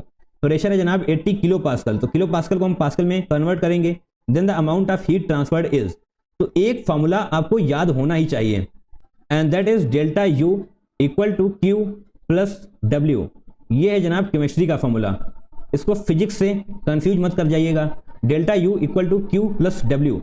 अभी अभी हमने देखा कि डेल्टा यू इक्वल टू 0 होने वाला है, राइट। यहाँ पर आपने देखा डेल्टा यू इक्वल टू 0 होगा, तो निश्चित तौर पे जनाब डेल्टा यू इक्वल टू 0 हो जाएगा, तो Q equal to minus W आने वाला है। Q equal to minus W, very simple. अब हम क्या करेंगे, अब हम आगे बढ़ते हैं, वर्क डन फाइंड आउट करेंगे। एंड वर्क डन में जब निगेटिव साइन हम लगा देंगे तो जनाब वही हमको हीट मिल जाएगी, right, very simple. And work done हमको कैसे पता करेंगे, वर्क डन का जनाब फॉर्मूला होता है minus P external dot dV. DV आप यहां से कैलकुलेट कर लेंगे, P external dot dV, right. जनाब एक्सटर्नल प्रेशर क्या है, 80 किलो पास्कल, 80 किलो पास्कल को हम सबसे पहले पास्कल में कन्वर्ट करेंगे, इसके लिए हमें 1000 से मल्टीप्लाई करना पड़ेगा, राइट। और हमें डेल्टा वी चाहिए, डेल्टा वी यानी कि 45 minus 30, 45 minus 30 that is 15 decimetre cube, right. तो हम आगे यूनिट भी लिखेंगे, 80 इंटू 10⁻³ पास्कल, पास्कल की यूनिट यहाँ से आएगी एंड 15 डेसीमीटर क्यूब की यूनिट यहाँ से आएगी। तो जनाब यूनिट क्या होने वाली है, पास्कल इंटू डेसीमीटर क्यूब। बहुत ही ध्यान से देखते हुए हमको चलना है, ये क्वेश्चन थोड़ा सा टफ साइड पे जा रहा है क्योंकि जनाब यहाँ पर यूनिट के साथ भी हमारे साथ खेला गया है। एंड अभी हम इसको मल्टीप्लाई करेंगे, 15 इंटू 8, तो जनाब ये क्या आएगा, okay, into 10⁻³ pascal decimetre cube. और हमसे क्या पूछा गया है, amount of heat transferred A joule, हमें जनाब जूल में बतानी है हीट। एंड यहाँ पर आपको जूल जैसा कुछ भी नजर नहीं आएगा, तो उसके लिए हमें थोड़ी सी कन्वर्जन और पता होनी चाहिए। जस्ट अ सेकेंड, हम अपना पेन चेंज करते हैं ताकि आपको हम कन्वर्जन आसानी से समझा सकें। जनाब 1 पास्कल इक्वल टू होता है 1 joule per metre cube, 1 pascal equal to 1 joule per metre cube, ये कन्वर्जन आपको जनाब आनी चाहिए। एंड 1 डेसीमीटर क्यूब क्या होता है, 1 decimetre cube equal to 10⁻³ metre cube. इन दो कन्वर्जन के बेसिस पर ही हम इस क्वेश्चन को सॉल्व कर पाएंगे। 1 pascal equal to 1 joule upon metre cube, 1 decimetre cube equal to 10⁻³ metre cube, got it. तो अब हम यहाँ पर लिखेंगे 1 pascal equal to 1 joule divided by metre cube. तो जनाब थोड़ा सा हम नीचे ही आ जाते हैं ताकि घिचपिच ना हो। 1200 इंटू 10⁻³ हमने एज इट इज लिखा। पास्कल को क्या लिखेंगे, 1 joule divide by metre cube, pascal यानी कि joule divided by metre cube. And 1 decimetre cube को हम लिखेंगे 10⁻³ मीटर क्यूब, राइट। जनाब मीटर क्यूब यहाँ से, मीटर क्यूब यहाँ से कैंसिल आउट हो जाएगा, 10⁻³ यहाँ से, 10⁻³ यहाँ से कैंसिल आउट हो जाएगा, और हमें डायरेक्टली आंसर मिल चुका है 1200 जूल। वेरी सिंपल, जूल में ही तो हमसे पूछा गया था, और हम यहाँ पर लिखेंगे 1200 जूल, राइट। तो यस, हम अपनी स्क्रीन को ऊपर ले जाएंगे एंड यहाँ पर लिख देंगे 1200 जूल। जूल ऑलरेडी लिखा हुआ है तो हमें यहाँ पर सिर्फ और सिर्फ 1200 लिखना था, राइट। और हमारा आंसर ये बिल्कुल सही है। इस क्वेश्चन को जनाब आप 2-3 बार अटेम्प्ट करिए, थोड़ा सा टफ है क्योंकि जनाब एट द एंड आपसे यहाँ पर यूनिट में खेला गया है। यूनिट में जब भी खेला जाता है तो जनाब प्रॉब्लम खड़ी होती ही होती है। 1 pascal equal to joule upon metre cube होता है, ये आपको याद होना चाहिए। 1 decimetre cube equal to 10⁻³ metre cube होता है, ये भी जनाब आपको याद होना चाहिए। अगर ये दो कन्वर्जन आती थी तो निश्चित तौर पे आप इस क्वेश्चन को आसानी से क्रैक कर सकते थे, right. Delta U equal to Q plus W होता है इन केमिस्ट्री, तो जनाब डेल्टा यू यहाँ पर 0 है तो Q equal to minus W होने वाला है। एंड यस, हमने एक चीज यहाँ पर मिस कर दी जनाब, W equal to minus P external dot d था, तो यहाँ पर हम डब्ल्यू ही लेकर आएंगे, -1 माइनस माइनस, यहाँ पर दोनों जगह माइनस होगा एंड लास्ट में भी आपको माइनस मिलेगा। बट हमें जब क्यू लिखना था, ये जनाब हमको मिला है डब्ल्यू इक्वल टू -1200। जनाब जब इसको क्यू में कन्वर्ट करेंगे तो माइनस से मल्टीप्लाई करेंगे तो यस, अब हमें 1200 मिलेगा। तो फाइनली हम अपने बिल्कुल परफेक्ट आंसर तक अब पहुंच चुके हैं, Q equal to 1200 joule, right, that's good. तो यहाँ पर जनाब हमने 1200 लिख दिया है एंड हमको लास्ट में 4 नंबर मिल जाएंगे। ओके, तो आपको बॉन्ड एनर्जीज दी गई हैं और इथाइलिन यानी कि C2H4, इथाइलिन का मतलब होता है जनाब C2H4, C2H4 से हाइड्रोजन का एडिशन करना है तो जनाब C2H6 बनाना है। तो बहुत ही आसान रिएक्शन, सब कुछ तो बता ही दिया गया है आपको, राइट। तो येलो पेन, सॉरी चलो व्हाइट पेन लेते हैं रिएक्शन के लिए। C2H4 इथाइलिन प्लस हाइड्रोजन का जब आप एडिशन करेंगे तो C2H6 का फॉर्मेशन हो जाने वाला है, राइट। एंड आपसे पूछा गया है इंथैल्पी ऑफ फॉर्मेशन यानी कि डेल्टा H आपसे पूछा गया है। तो डेल्टा H के लिए आपको क्या करना होता है, bond energies of reactants, I repeat, bond energies of reactants minus bond energies of products, ये करना होता है। पहले आएगा reactants, right, bond energies of reactants minus bond energies of products, great, सही है। ओके, अब जनाब प्रोडक्ट रिएक्टेंट में क्या है, C2H4 एंड H2O है। आपको single carbon, single bond carbon and ऐसे बताई गई है, तो उसके लिए आपको C2H4 का स्ट्रक्चर भी आना चाहिए, अदरवाइज आप कंफ्यूज हो जाएंगे। इथेन है, इथेन है जनाब यहाँ पर ethene, okay ethane C2H6। Ethylene यानी कि जनाब यहाँ पर कार्बन डबल बॉन्ड कार्बन होगा, कार्बन डबल बॉन्ड कार्बन, यहाँ पर 2 हाइड्रोजन, यहाँ पर 2 हाइड्रोजन, ये हो जाने वाला है स्ट्रक्चर इथाइलिन का यानी कि C2H4 का। आप ध्यान से देखिए, CH CH CH CH यानी कि CH के 4 बॉन्ड हैं, CH के 4 बॉन्ड हैं, कार्बन डबल बॉन्ड 1 बॉन्ड है, ओके। ये हमने क्यों बताया, अभी बताते हैं हमने क्यों बताया ये सब। तो यहाँ पर हम डेल्टा एच लिखते हैं नीचे, राइट। डेल्टा एच आपको बताया जा चुका है, डेल्टा एच कैसे निकालेंगे, bond energy of reactant minus bond energy of product. जनाब बॉन्ड एनर्जी आपको C H C C C double bond C H H की दी हुई है। तो रिएक्टेंट साइड जनाब क्या क्या है, एक कार्बन डबल बॉन्ड कार्बन है, ओके, बड़ा वाला ब्रैकेट लगाते हैं। फिर जनाब बॉन्ड एनर्जी करते हैं, बॉन्ड एनर्जी इसकी सी डबल बॉन्ड सी की plus bond energy of C H, but इसको आपको 4 से मल्टीप्लाई भी करना पड़ेगा क्योंकि जनाब सी एच के 4 बॉन्ड हैं एंड आपको एनर्जी सी एच यानी कि सिंगल बॉन्ड की दी हुई है, ओके। प्लस जनाब C2H4 को तो आपने लिख लिया। अब रिएक्टेंट साइड H2 है, H2 यानी कि इस तरीके से होगा, ग्रेट, दैट मीन्स HH। तो बॉन्ड एनर्जी HH की ये आपने रिएक्टेंट साइड की लिख ली है। अब बारी है प्रोडक्ट साइड की, तो माइनस लगाएंगे, बड़ा वाला ब्रैकेट लगाएंगे। प्रोडक्ट साइड जनाब क्या है, C2H6। तो C2H6 का सिंपल सा स्ट्रक्चर है, कहाँ पर बनाते हैं हम, यहीं पर बनाते हैं। C2H6 का स्ट्रक्चर जनाब कार्बन सिंगल बॉन्ड कार्बन होगा, एक एक हाइड्रोजन और जोड़ दीजिए, राइट। ये हो गया C2H6 का स्ट्रक्चर, सिंपल है। अब बॉन्ड एनर्जी जनाब carbon single bond carbon plus bond energy of, और कर लें अगर तो आपको दिखाई देगा CH इंटू 6 करना पड़ेगा क्योंकि जनाब कार्बन हाइड्रोजन के 6 बॉन्ड हैं यहाँ पर देख पाएंगे CH CH CH CH CH CH, right. आप फटाफट से वैल्यू पुट करिए, आपको आपका आंसर मिल जाएगा। येलो पेन ले लेते हैं, okay. Bond energy of carbon double bond carbon, कहाँ पर जनाब कार्बन डबल बॉन्ड कार्बन की बॉन्ड एनर्जी क्या हो जाएगी, 615 किलो जूल, 615 किलो जूल। बहुत ध्यान से देखना है, गलती ना होने पाए। CH जनाब पहला ही है यानी कि 414, इसको जब आप 4 से मल्टीप्लाई करेंगे तो जनाब क्या आने वाला है, 4 चौको 16, 14 चौको 56 यानी कि 1656 आ जाने वाला है। ग्रेट, बारी है जनाब bond energy of hydrogen HH की, तो इसको भी ऐड करेंगे। HH जनाब ये रहा यानी कि 435 ही आपको ऐड करना पड़ेगा, ओके। अब जनाब बारी है प्रोडक्ट साइड की। प्रोडक्ट साइड क्या है, कार्बन सिंगल बॉन्ड कार्बन यानी कि 347 किलो जूल हो जाने वाला है, प्लस बॉन्ड एनर्जी CH की बॉन्ड एनर्जी को आपको 6 से मल्टीप्लाई करना पड़ेगा। 414 को जब आप 6 से मल्टीप्लाई करेंगे तो क्या आने वाला है, 6 इंटू 4, 6 चौक 24 के 4 हासिल लगे 2, 6 का नम 6 2 8, 6 चौक 24, 2484 आ जाने वाला है। आपको समझ में नहीं आना चाहिए कि यह सब कैसे आ रहा है। CH को जब मल्टीप्लाई करेंगे, CH की बॉन्ड एनर्जी को जब मल्टीप्लाई करेंगे 6 से तो जनाब 2484 आने वाला है। अब आप इसको सॉल्व कर लीजिएगा, ये चलिए कर देते हैं। ये 6 5 5 5 10 6 16, ये यहाँ पर हम लिखने वाले हैं, ये आएगा, ओके। 1 1 2 5 7 3 10 0 1 16 6 22 1 23 4 27 2706 माइनस 4 7 4 11 1 हासिल लगाया 1 34 8 4 12 3 24 से 27 और 1 28, सही है जनाब, बिल्कुल सही है। 13 से 6 जाएगा, 5 बचेगा, 3 से 0 यानी 2 1 125 माइनस 125 आ जाने वाला है। दैट मीन्स एनर्जी जो सही आंसर हो जाने वाला है वो हो जाने वाला है 125 kilo joule of energy, right.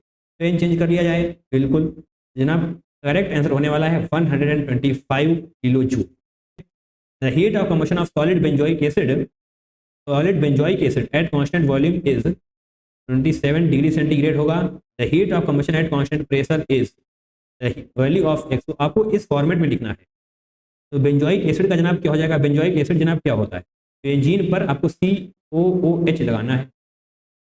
ये हो गई आपकी बेंजीन, यहाँ पर जब आप C डबल बॉन्ड OH लगा देंगे तो यही होता है बेंजोइक एसिड एंड इसका फॉर्मूला होता है C6H5COOH, क्योंकि जनाब बेंजीन का क्या होता है C6H6, आपने एक हाइड्रोजन हटाया है, इसकी जगह पर COOH लगाया है, ग्रेट। और इसकी कंबशन रिएक्शन कराई जा रही है यानी कि ऑक्सीजन के साथ इसको जलाया जाएगा तो जनाब CO2 अलॉन्ग विद H2O बनने वाला है। अब रिएक्शन बैलेंस करिए, 6 कार्बन है तो 6 कार्बन यहाँ पर हो जाने चाहिए। हाइड्रोजन कितने हैं जनाब, 5 और 1 6 हाइड्रोजन हैं, दैट मीन्स यहाँ पर 3 से मल्टीप्लाई करना पड़ेगा।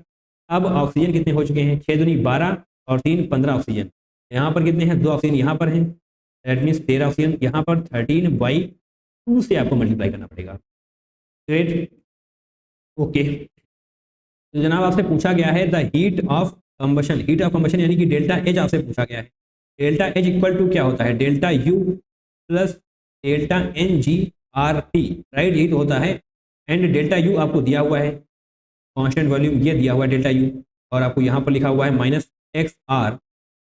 ओके, तो आपको इस फॉर्मेट में लिखना है इसको, फिर आपको x की वैल्यू बतानी है। तो डेल्टा NG आपको निकालना पड़ेगा, डेल्टा NG यानी कि यहाँ पर जनाब गैस, एक मिनट, हमने इक्वेशन को सही से, रिएक्शन को सही से बैलेंस ही नहीं किया है, क्योंकि जनाब यहाँ पर 6 एक साथ कार्बन है।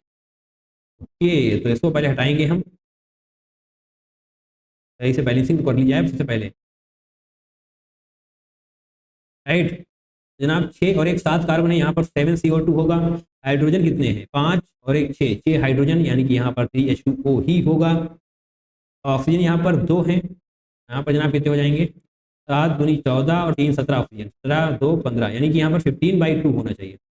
अब रिएक्शन सही से बैलेंस है, और यहाँ पर जनाब ये हो जाएगी गैस, ये हो जाएगी गैस, और ये हो जाने वाला है लिक्विड। सही है। तो जनाब डेल्टा NG क्या आ जाएगा? डेल्टा NG 7 -15/2 आपको करना पड़ेगा, तो जनाब ये आने वाला है -1/2, राइट। -1/2 डेल्टा NG की वैल्यू आने वाली है। यहाँ पर आइए, delta H equal to delta U आपको यहाँ से लिख लेना है, किलो जूल में है जनाब, यहाँ पर भी किलो जूल में है, तो बड़ी अच्छी बात है। तो -321.30 ये लिख दिया है आपने डेल्टा U, जो आपको यहाँ पर दिया हुआ था, plus delta NGRT plus delta NG क्या होगा? -1/2।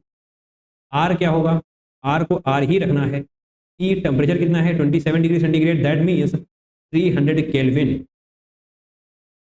तो माइनस यहाँ पर एज इट इज है, ये वाला प्लस माइनस माइनस हो जाएगा, जो आपको यहाँ पर नजर आ रहा है। तो चलिए कर लेते हैं, इसको हटाइए, इसको हटाइए, इसको हटाइए, ये प्लस माइनस जनाब माइनस बन चुके हैं, हम यहाँ पर लगा देंगे। तो ये एज इट इज रहने वाला है, R एज इट इज रहने वाला है। तो जनाब x की वैल्यू, यानी कि ये बताना है आपको, माइनस के बाद क्या आएगा? 150 R ही तो आने वाला है, तो माइनस लिखा हुआ है, R लिखा हुआ है, तो x की वैल्यू है 150, तो आपको यहाँ पर 150 लिखना पड़ेगा, राइट। इस तरीके से अगर आप इस क्वेश्चन को सॉल्व करेंगे तो आप आसानी से सॉल्व कर पाएंगे। क्वेश्चन में बिल्कुल भी टफनेस नहीं है, बट थोड़ा सा रीअरेंज कराने की कोशिश करी गई है। आप हो सकता है पहली बार देखें तो कन्फ्यूजन हो। An ideal gas CV equal to FR/2, CV आपको दे दिया गया है, इज एक्सपेंडेड एडियाबेटिकली, एडियाबेटिकली का मतलब हो जाएगा जनाब Q equal to 0, right. Delta Q 0 होने वाला है, कोई भी हीट एक्सचेंज नहीं होने वाली, great. Against a constant pressure of 1 atm until it doubles in volume, यानी कि अगर पहले वॉल्यूम V था तो बाद में 2V हो जाने वाला है, राइट, वॉल्यूम डबल हो चुका है, great. Is the initial temperature and pressure is, तो ये हो गया टेम्परेचर, ये हो गया pressure respectively, then the final temperature is, तो आपसे फाइनल टेम्परेचर पूछ लिया गया है। जनाब बेहद ही शानदार क्वेश्चन है, आपको इसकी प्रैक्टिस करनी पड़ेगी, ग्रेट, प्रैक्टिस करनी पड़ेगी। तो पहले तो क्वेश्चन कर लिया जाए। तो जनाब एक फॉर्मूला तो आपने बचपन से पढ़ रखा है, क्या है? बहुत ही ध्यान से देखना है, जो भी लिखा जा रहा है ना, तो बहुत ही ध्यान से देखना है। इस क्वेश्चन को सॉल्व करने के लिए हमें थोड़ी सी स्पेस चाहिए, तो स्पेस के लिए हम यहाँ पर आते हैं, ग्रेट, हमें सब कुछ याद है, नहीं याद है देख लेंगे। तो जनाब जो पहला फॉर्मूला आपने पढ़ा है वो क्या है? Delta U equal to Q plus W, यही पढ़ा है ना। Q इक्वल टू 0 अभी अभी आप देख कर आए हैं, एडियाबेटिक कंडीशन है, इसलिए delta U equal to W हो जाने वाला है, एंड इसके बेसिस पर ही हम क्वेश्चन को सॉल्व करेंगे। कैसे? Delta U equal to W होता है, ग्रेट। डेल्टा U का फॉर्मूला क्या होगा? अभी आपको समझ में आना चाहिए कि आपके पास CV दी गई है, CV की वैल्यू क्या है जनाब? 5R/2। तो अभी आपको क्लिक करना चाहिए कि डेल्टा U क्या, डेल्टा U का क्या कोई ऐसा फॉर्मूला होता है जिसमें CV आए? ऑब्वियसली सोचना पड़ेगा। W के लिए तो आप वर्क डन के लिए तो आपको P एक्सटर्नल डॉट dV करना पड़ेगा, वॉल्यूम की इसमें इन्फॉर्मेशन दे दी गई है। चलिए, डेल्टा U इक्वल टू क्या होता है? NCV डेल्टा T, याद आ रहा है? फॉर्मूले याद है जनाब, होने चाहिए। वर्क डन क्या हो जाएगा? -P एक्सटर्नल डॉट dV करने से बेहतर है जनाब V2 - V1 हम यहाँ पर कर लें। और अभी अभी आप देख कर आए हैं, क्या देख कर आए हैं जनाब? वॉल्यूम डबल हो रहा है, राइट। अगर जनाब यहाँ पर V2, अगर हमने इनिशियल वॉल्यूम V1 माना है, फाइनल वॉल्यूम V2 माना है, तो definitely V2 equal to 2V1 हो जाएगा। कोई दिक्कत नहीं होनी चाहिए जनाब, बिल्कुल भी दिक्कतें नहीं होनी चाहिए। वापस आते हैं यहाँ पर, V2 - V1 फिलहाल के लिए हम ये रखते हैं, बाकी हम जरूरत पड़ने पर उसको रिप्लेस कर देंगे। -P external dot dV, grade. अब जनाब क्या करेंगे हम? एक फॉर्मूला आपने और पढ़ा है, क्या पढ़ा है? गैस में पढ़ा है आपने, PV इक्वल टू nRT, पढ़ा है, ऑब्वियसली पढ़ा है। तो V की वैल्यू क्या होने वाली है? V की, यस, V तो निकालना है हमको, nRT/P, ये हो जाएगा। अब पुट करते हैं हम -P एक्सटर्नल, P एक्सटर्नल जनाब क्या है? 1 है, राइट, आपको दिखाई दे जाएगा यहाँ से, ये देखिए P एक्सटर्नल क्या है? 1 है, और जो ये है जनाब, ये है T1, ये है P1, राइट। दिक्कतें नहीं होनी चाहिए, क्योंकि यहाँ पर आप देख पाएंगे इनिशियल लिखा हुआ है, इनिशियल कंडीशन में हमने 1 माना हुआ है, P1 V1 T1 ये सब इनिशियल कंडीशन में है। यस P1 5 एटीएम है, T1 298 केल्विन है, ग्रेट। P एक्सटर्नल क्या हो जाएगा जनाब, 1 हो जाएगा, राइट। V2 अभी अभी आप निकाल कर यहाँ से पुट करिए, nRT2 divided by P2 minus nRT1 divided by P1, great. But इससे पहले आप इनकी वैल्यूज ही निकाल लें, ठीक है। इसको लिखा रहने दीजिए ऐसे, यहाँ पर आते हैं और इन दोनों को इक्वेट करना पड़ेगा आपको, राइट, क्योंकि V2 इक्वल टू V1 अभी अभी आप देख कर क्या आए हैं, V2 इक्वल टू 2V1 देख कर आए हैं जनाब, या फिर ऊपर ले जाए आपको दिखाने के लिए, नहीं जरूरत नहीं है उसकी। वॉल्यूम डबल हो रहा है तो डेफिनेटली ये फाइनल वैल्यूम है, ये इनिशियल वैल्यूम है, दैट इज V1।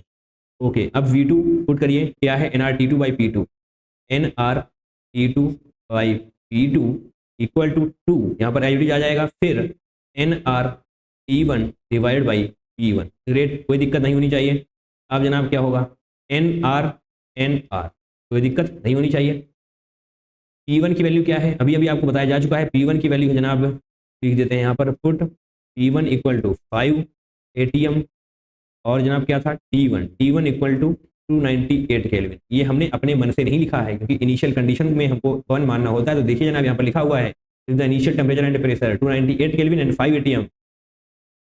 तो P1 की वैल्यू रखिए, T1 की वैल्यू लिखेंगे आप तो डेफिनेटली आपको P2 मिल जाने वाला है। तो P2 क्या आएगा, यहाँ पर हम लिखते हैं P2 इस तरफ जाएगा तो P1 इंटू T2, P1 क्या है 5 ATM, T2 5 T2, great. Okay, अब क्या बचेगा आपके पास, 2 इंटू 298, ये हो चुकी है जनाब P2 की वैल्यू, ग्रेट, यस। अब इसी P2 को आप यहाँ पर पुट करेंगे, देखिए जनाब सॉल्यूशन तो आप ही को करना पड़ेगा, बाकी हम NCV/DT यहाँ पर और लिख देते हैं। CV क्या है FR/2 delta T, that means P2 minus T1, okay, P2 minus T1, n को हम निगलेक्ट कर देंगे क्योंकि वहाँ पर 1 मोल ही हो जाने वाला है। 5R/2 T2 minus T1 equal to -1 nRT2 by P2 minus nRT1 by P1। अब यहाँ पर आपको किसकी क्या वैल्यू लिखनी है वो हम आपको बता रहे हैं, आपको सॉल्व कर लेना है। सॉल्व करेंगे तो जनाब फालतू का वक्त जाया होगा। P2 की ये वाली वैल्यू पुट कर देनी है, P1 जनाब 5 एटीएम जाने वाला है, T1 298 केल्विन जाने वाला है, राइट। तो इन सभी की वैल्यू आप पुट करेंगे, nR तो कैंसिल आउट हो ही जाने वाला है। तो जनाब यहाँ पर T2 की वैल्यू आ जाएगी, और T2 की वैल्यू क्या आने वाली है, कैलकुलेशन यस साइड पे जाएगी, डेफिनेटली जाएगी।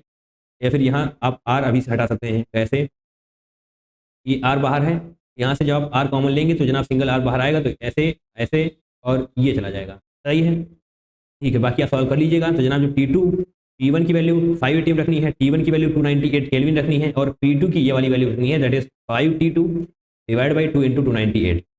अच्छी कैलकुलेशन है, करनी पड़ेगी, शिद्दत के साथ करिएगा, डेफिनेटली 274 आपको मिल जाएगा, राइट। कैलकुलेशन आप करनी पड़ेगी आप ही को, वरना फालतू में ये वीडियो लंबा हो जाएगा बहुत ज़्यादा। मैंने आपको अप्रोच समझा दी है, कैसे क्वेश्चन को अप्रोच करना है। बाकी अब मैथमेटिक्स के स्टूडेंट हैं, बहुत ही अच्छे से आप कैलकुलेशन को करना जानते हैं, राइट। तो आपसे यस फाइनल टेम्परेचर ही पूछा गया था, फाइनल टेम्परेचर यानी कि T2, दैट मीन्स 274 केल्विन आपका करेक्ट आंसर हो जाएगा। We have three aqueous solution of NaCl, okay, labeled as A, B, C with concentration 0.1 molar, 0.01 molar and 0.001 molar respectively. The value of Van Hoff factor I for these solutions will be in the order. तो basically यहाँ पर NaCl का aqueous solution दिया हुआ है A, B, C, जिसका concentration 0.1 molar है, and हर बार सभी में मोलरिटी अलग है, एंड आपको Van Hoff फैक्टर बताना है। तो बेसिकली इसके लिए आपको पता होना चाहिए कि Van Hoff फैक्टर बेसिकली होता क्या है, I इक्वल टू होता क्या है। तो आपको एक बात को पता होनी चाहिए, total number of moles of solute after dissociation or association upon total number of molecules, total number of moles of solute initially। तो एक बार हम लिख देते हैं, तो जनाब ये फार्मूला होता है Van Hoff फैक्टर का, right. Total number of moles of solute after association या फिर dissociation upon total number of moles of solute initially. तो यहाँ पर कहीं पे भी आपको मोलरिटी का कुछ भी नजर नहीं आने वाला है, राइट। तो बेसिकली जो Van Hoff फैक्टर होता है वो मोलरिटी पे डिपेंड नहीं करता है, वो सिर्फ और सिर्फ डिसोसिएशन एंड एसोसिएशन पर ही डिपेंड करता है। फॉर एग्जाम्पल NaCl है तो ये डिसोसिएट होगा Na plus and Cl minus में, राइट। तो दो यहाँ पर एक था एंड यहाँ पर दो हो जाएंगे, राइट। तो ये होता है Van Hoff फैक्टर। यहाँ पर मोलरिटी का कुछ भी मतलब नहीं होता है Van Hoff फैक्टर में। तो NaCl होने की वजह से ये सभी Van Hoff फैक्टर सेम ही होंगे, ना कि डिफरेंट होंगे। तो निश्चित तौर पे option number 3 is going to be the correct one, alright. IA equal to IB equal to IC। यहाँ पर कुछ भी डिफरेंट नहीं होने वाला, कोई ज्यादा या कम नहीं होने वाला है, क्योंकि Van Hoff फैक्टर NaCl पर डिपेंड करेगा, मोलरिटी पर नहीं। Solution of 2 miscible liquids showing negative deviation from Raoult's law. Okay, negative deviation का मतलब होगा maximum boiling point azeotrope, maximum boiling point azeotrope. Alright, तो यहाँ हमसे क्या पूछा गया है, increase vapour pressure, increase boiling point. Okay, ये सारे ऑप्शन दिए हुए हैं और हमें बताना है कि कौन सा ऑप्शन सही होगा। बेसिकली दो तरह का सॉल्यूशन होता है, एक होता है आइडियल सॉल्यूशन एंड दूसरा होता है आइडियल सॉल्यूशन एंड दूसरा होता है non ideal solution. Right, ideal solution वो होते हैं जो राउल्स लॉ को फॉलो करते हैं एंड नॉन आइडियल सॉल्यूशन वो होते हैं जो राउल्स लॉ को फॉलो नहीं करते हैं। राइट, तो नॉन आइडियल सॉल्यूशन में भी दो तरह का होता है, एक होता है जो नेगेटिव डेविएशन शो करता है एंड एक होता है जो पॉजिटिव डेविएशन शो करता है। और वही हमसे यहाँ पर पूछा गया है। Negative deviation means maximum boiling point azeotrope, जो कि हमने यहाँ पर लिखा हुआ है, एंड पॉजिटिव डेविएशन का मतलब होगा minimum boiling point azeotrope, minimum boiling point azeotrope. Okay, negative का मींस होता है maximum boiling point azeotrope, that means यहाँ पर डिक्रीज बॉइलिंग पॉइंट वाले ऑप्शन को हम अभी से कट कर देंगे। Right, increase boiling point, increase boiling point.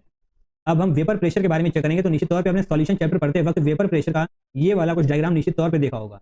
Just a second, इस तरीके से ये होता है पी ए एंड ये हो जाता है पी बी एंड ये होता है P T, P T equal to P A plus P B. Right, but negative deviation के केस में जनाब, जस्ट अ सेकेंड हम अपना पेन चेंज कर लेते हैं। निगेटिव डिविएशन के केस में ये वाली लाइन थोड़ी सी नीचे आने लगती है। राइट, तो वहां पर वेपर प्रेशर कम हो जाता है निगेटिव डिविएशन के केस में, यानी कि डिक्रीज्ड वेपर प्रेशर, जो कि आपको ये लाइन से देखने को मिलता है। In case of positive deviation ये लाइन ऊपर से निकलती है। राइट, तो यहाँ पर जनाब होगा decreased vapour pressure, increased boiling point, यानी कि option number 4 is going to be the correct one. Molality of 0.2 molar H2SO4 solution. Okay, इसके लिए भी हम डायरेक्ट फॉर्मूला याद रखेंगे, बहुत ज्यादा इधर उधर भागने की जरूरत हमको है नहीं। तो जनाब ये रहा formula, molality equal to molality into 1000 divided by density of solution into 1000 minus molality into molar mass of solute. यहाँ पर मोलैलिटी लिखा हुआ है एंड ये स्मॉल m मोलैलिटी को रिप्रेजेंट करता है। ओके, सो यहाँ पर हमें क्या पता करना है, molality of 0.8 molar H2SO4 solution. Okay, तो हम यहाँ पर मोलैलिटी का मतलब होगा 0.8 इंटू 1000। ओके, सब आपको एज इट इज वैल्यूज को पुट करते चले जाना है, सॉल्व करना है, डायरेक्ट आंसर तक आप पहुंच पा रहे होंगे, इधर उधर भागने की जरूरत बिल्कुल भी नहीं है। डेंसिटी ऑलरेडी हमको दी हुई है 1.06 इंटू 1000, मोलैरिटी जनाब हमको दे रखी है 0.8 and molar mass of solute भी हमको पता है, H2SO4 का मोलर मास होता है, H2SO4 का मोलर मास होता है 98। ये दिया है तो बहुत ही अच्छी बात है, नहीं दिया है तो आप कैलकुलेट भी कर सकते हैं 98।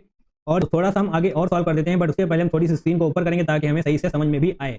ऑलराइट, तो अब जब यहाँ पर सॉल्व करेंगे 0.8 इंटू 1000 दैट मीन्स 800, और यहाँ पर आप सॉल्व करेंगे तो 1060 माइनस 8 8 64 यानी कि 4 हासिल 6 8 9 72 78.4। राइट, एंड फर्दर सॉल्व करेंगे 800 एंड जब इसमें से आप इसको माइनस करेंगे तो कितना आएगा, अलग हम करके देख लेते हैं।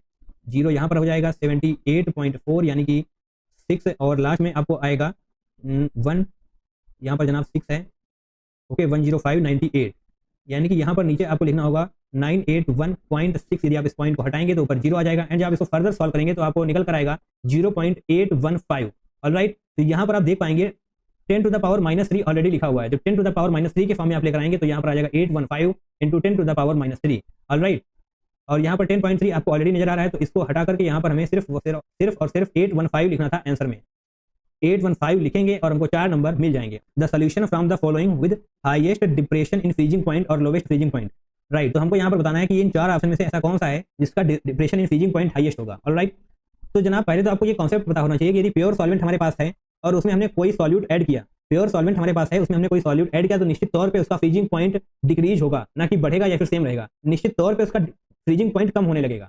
और ऐसा क्यों होता है, ऐसा इसलिए होता है क्योंकि सॉल्यूट ऐड करने से आपस में इंटरेक्शन बढ़ जाती है। जब इंटरेक्शन बढ़ जाती है तो बहुत ही आसानी से हम उस पर्टिकुलर सॉल्यूशन को फ्रीज कर सकते हैं। ऑलराइट, एंड जो एनी कंपाउंड्स होते हैं यानी कि जो डिसोसिएट हो जाते हैं उनका डिप्रेशन इन फ्रीजिंग पॉइंट बहुत ही ज्यादा होता है इन कंपैरिजन टू जो डिसोसिएट नहीं होते हैं। ओके, तो अभी हमने अपने सारे कॉन्सेप्ट को क्लियर कर लिया है और अब हम अपने ऑप्शंस की तरफ जाएंगे। Option number 1, 180 gram of acetic acid dissolved in water. Okay, acetic acid dissolved in water, CH3COOH, and जब हम इसको वाटर में डिजॉल्व करेंगे तो इस तरीके से ये डिसोसिएट होगा, CH3COO minus plus H plus. Right, बहुत ज्यादा तो डिसोसिएट नहीं होगा बट निश्चित तौर पे थोड़ा डिसोसिएट होगा तो डिप्रेशन इन फ्रीजिंग पॉइंट आएगा। And in case of 2, option number 2, acetic acid dissolved in benzene, तो जनाब यहाँ पर कोई भी डिसोसिएशन नहीं होगा, ये दोनों अलग अलग रहेंगे as a single unit. Alright, option number 2 तो होने से रहा क्योंकि यहाँ पर कोई भी डिप्रेशन इन फ्रीजिंग पॉइंट नहीं आएगा।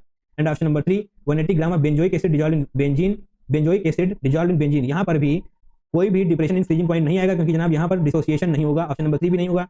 And 180 gram of glucose dissolved in water, ये भी गलत हो जाएगा क्योंकि यहाँ पर भी कोई भी डिसोसिएशन नहीं होगा, मॉलिक्यूल्स अलग अलग रहेंगे। ऑलराइट, तो सिर्फ और सिर्फ ऑप्शन 1 में डिसोसिएशन हो रहा था तो वही हमारा ऑप्शन सही होगा। Highest depression in freezing point will be in the option number 1।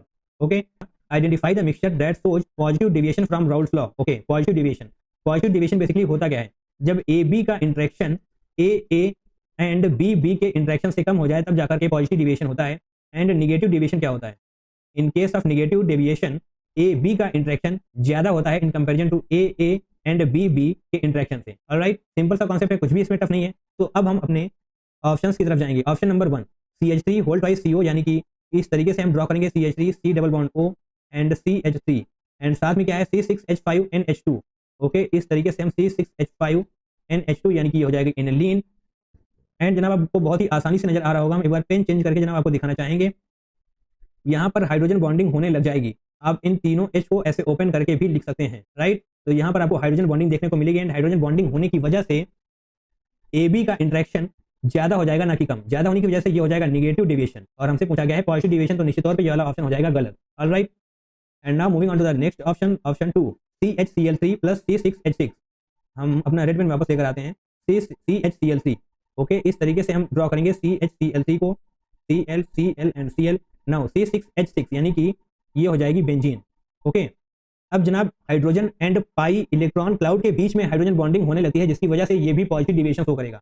Hydrogen and pi electron cloud के बीच में हाइड्रोजन बॉन्डिंग होने लगती है, जिसकी वजह से ये हो जाएगा negative deviation, sorry hydrogen bonding की वजह से निगेटिव डेविएशन शो करेगा। तो ये भी हमारा आंसर नहीं होने वाला।